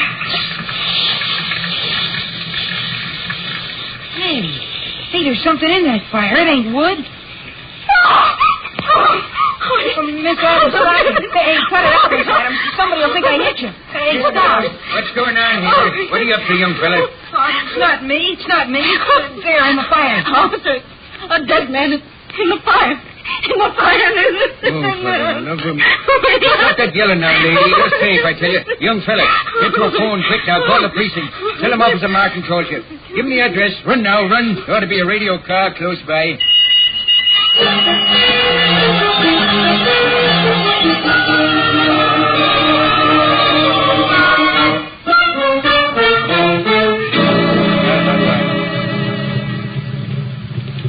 Weiner, stick with the medical examiner. Let me know when he's through. Check, Lieutenant. Now then, Martin, like I said, Lieutenant, I heard the lady screaming just as I finished talking to the desk sergeant from the call box up the block, so I beat it over here, and you know the rest, sir. I wish I did. This the lady, Martin? Yes, Mrs. Adams. This is Lieutenant McKenzie, 51st Precinct. Oh, yes, sir. You live around here, Mrs. Adams? Yes, sir. That house, just the edge of the lot. And as I understand it, you saw the flames and came over here. Yes. I was so angry. I saw that boy standing here. Mm-hmm. I thought he started it, and it's so dangerous in dry weather. I had some water for Skippy. That's my dog. I threw it on the fire. Oh. And that's all you know? Yes, sir. You here see any automobiles just before you saw the fire? No, sir. I couldn't have. I was in the kitchen with the water running and all. You, son, you see a car of any kind? I think I heard a car. I didn't see it. Do you know who he is? No, not yet, son, but we will. Yes, Weiner. The ME says he was killed and brought here. Strangled. Rope was deep in his neck. Fire didn't reach it. Oh, can I? That is, may I? Yes, Miss Adams, you can go. We'll call you if we need you. Oh, thank you, Lieutenant. Thank you. Any chance to identify Weiner? Plenty. His face is okay, and they had his hands inside his legs, so we ought to get fingerprints. Well, what do you know? A break. All right, tell the boys in the meat wagon they can have him, and we'll see him at the morgue in half an hour.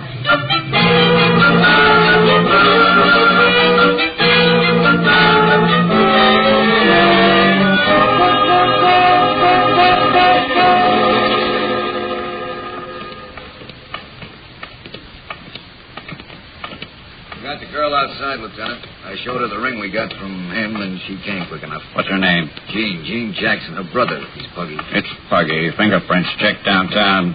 We better have complete identification anyhow. The DA likes it that way. Bring her in. Check, Lieutenant. All right, Miss Jackson, this way. Yes, Lieutenant. This is Lieutenant McKenzie.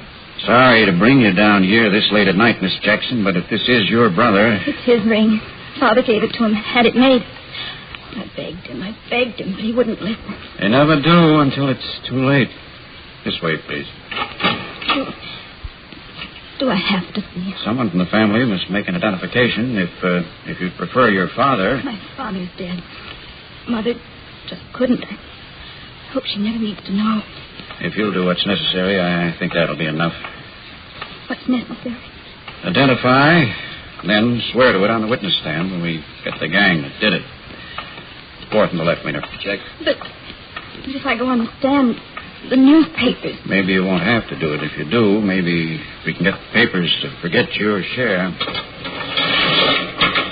This is it, Miss Jackson. I can't. I can't. Lift the sheet, Wiener. Check. You'll have to look, Miss Jackson. You'll have to. Yes. It's Puggy. It's Puggy. All right, Wiener, close it up. Then give me a hand with the girl. Why do they always faint? Does it do any good?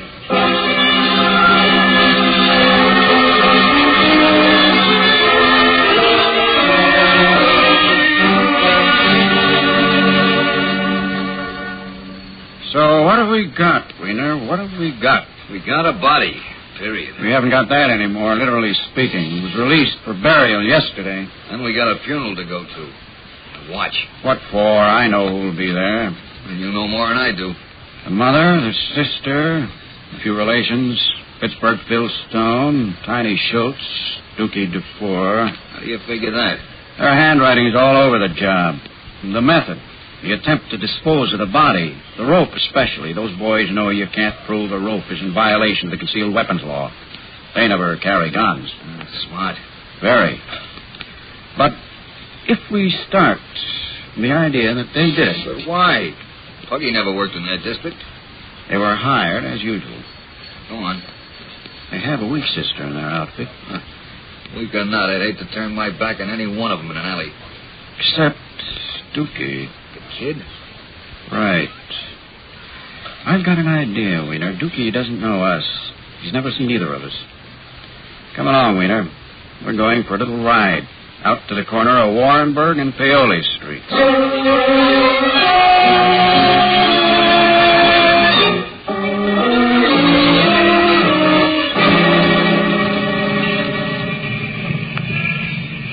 Okay, Wiener, pull over and park. Leave the engine running. Check, Lieutenant. Watch yourself, Lieutenant. Don't worry, I'm a big boy now. Don't move, Dookie. What? Feel that in your back, Dookie. You're through, kid. You're through. Look, I didn't do nothing. Honest, I didn't. Don't look behind you. You do, and you'll never see anything again. Now, please, Shut honest. up. Do like I tell you. See that black car across the street? Yeah. Okay. Start walking nice and easy, just as if you were going for a ride.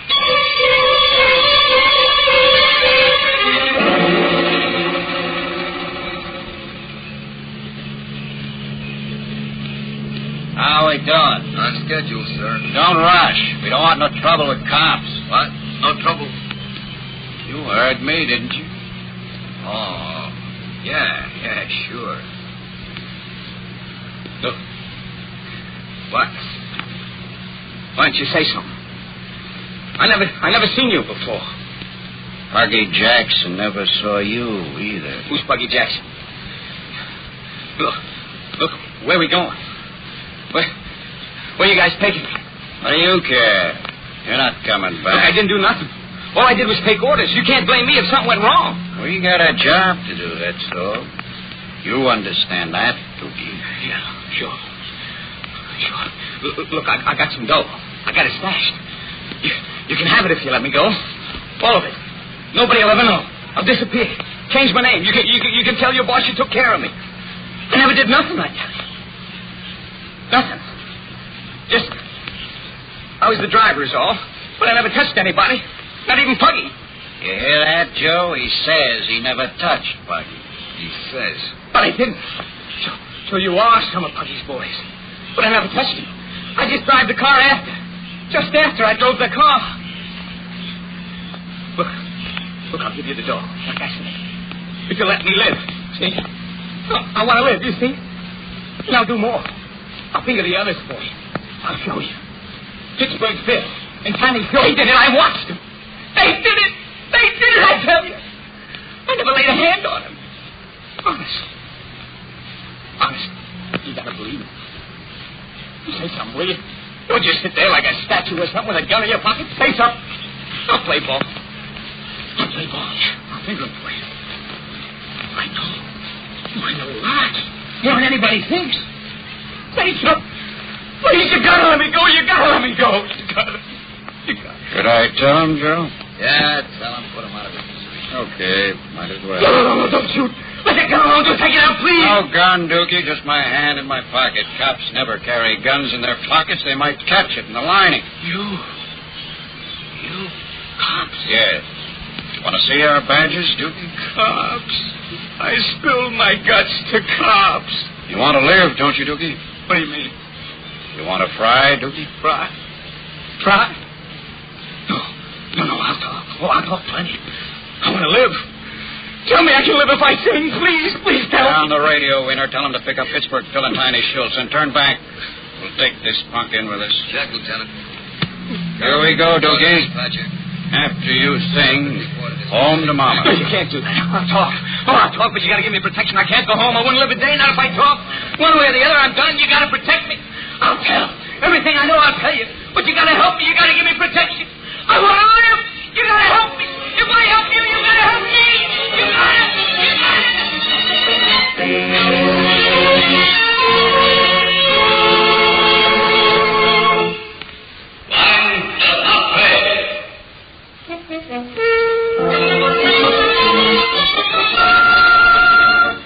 Cameron Mitchell, who was starred as Dukey DeFore in A Piece of Rope, will be back with you in just a moment.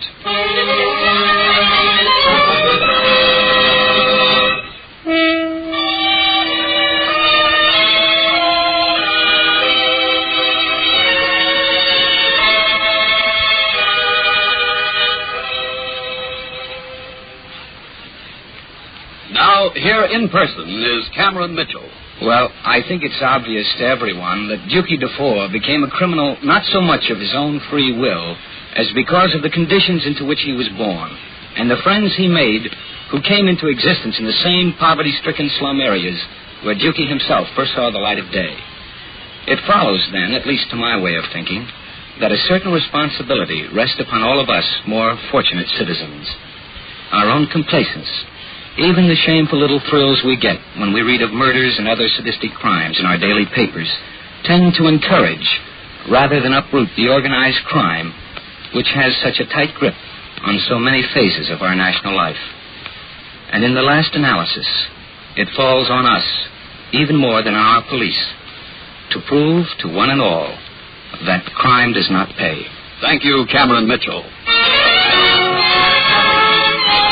Crime Does Not Pay is written by Ira Marion and directed by Mark C. Loeb, with music composed and conducted by John Gart. Technical advisor is Burton B. Turtis. The events, characters, and names used in the story you've just heard are fictitious. Any similarity is purely coincidental.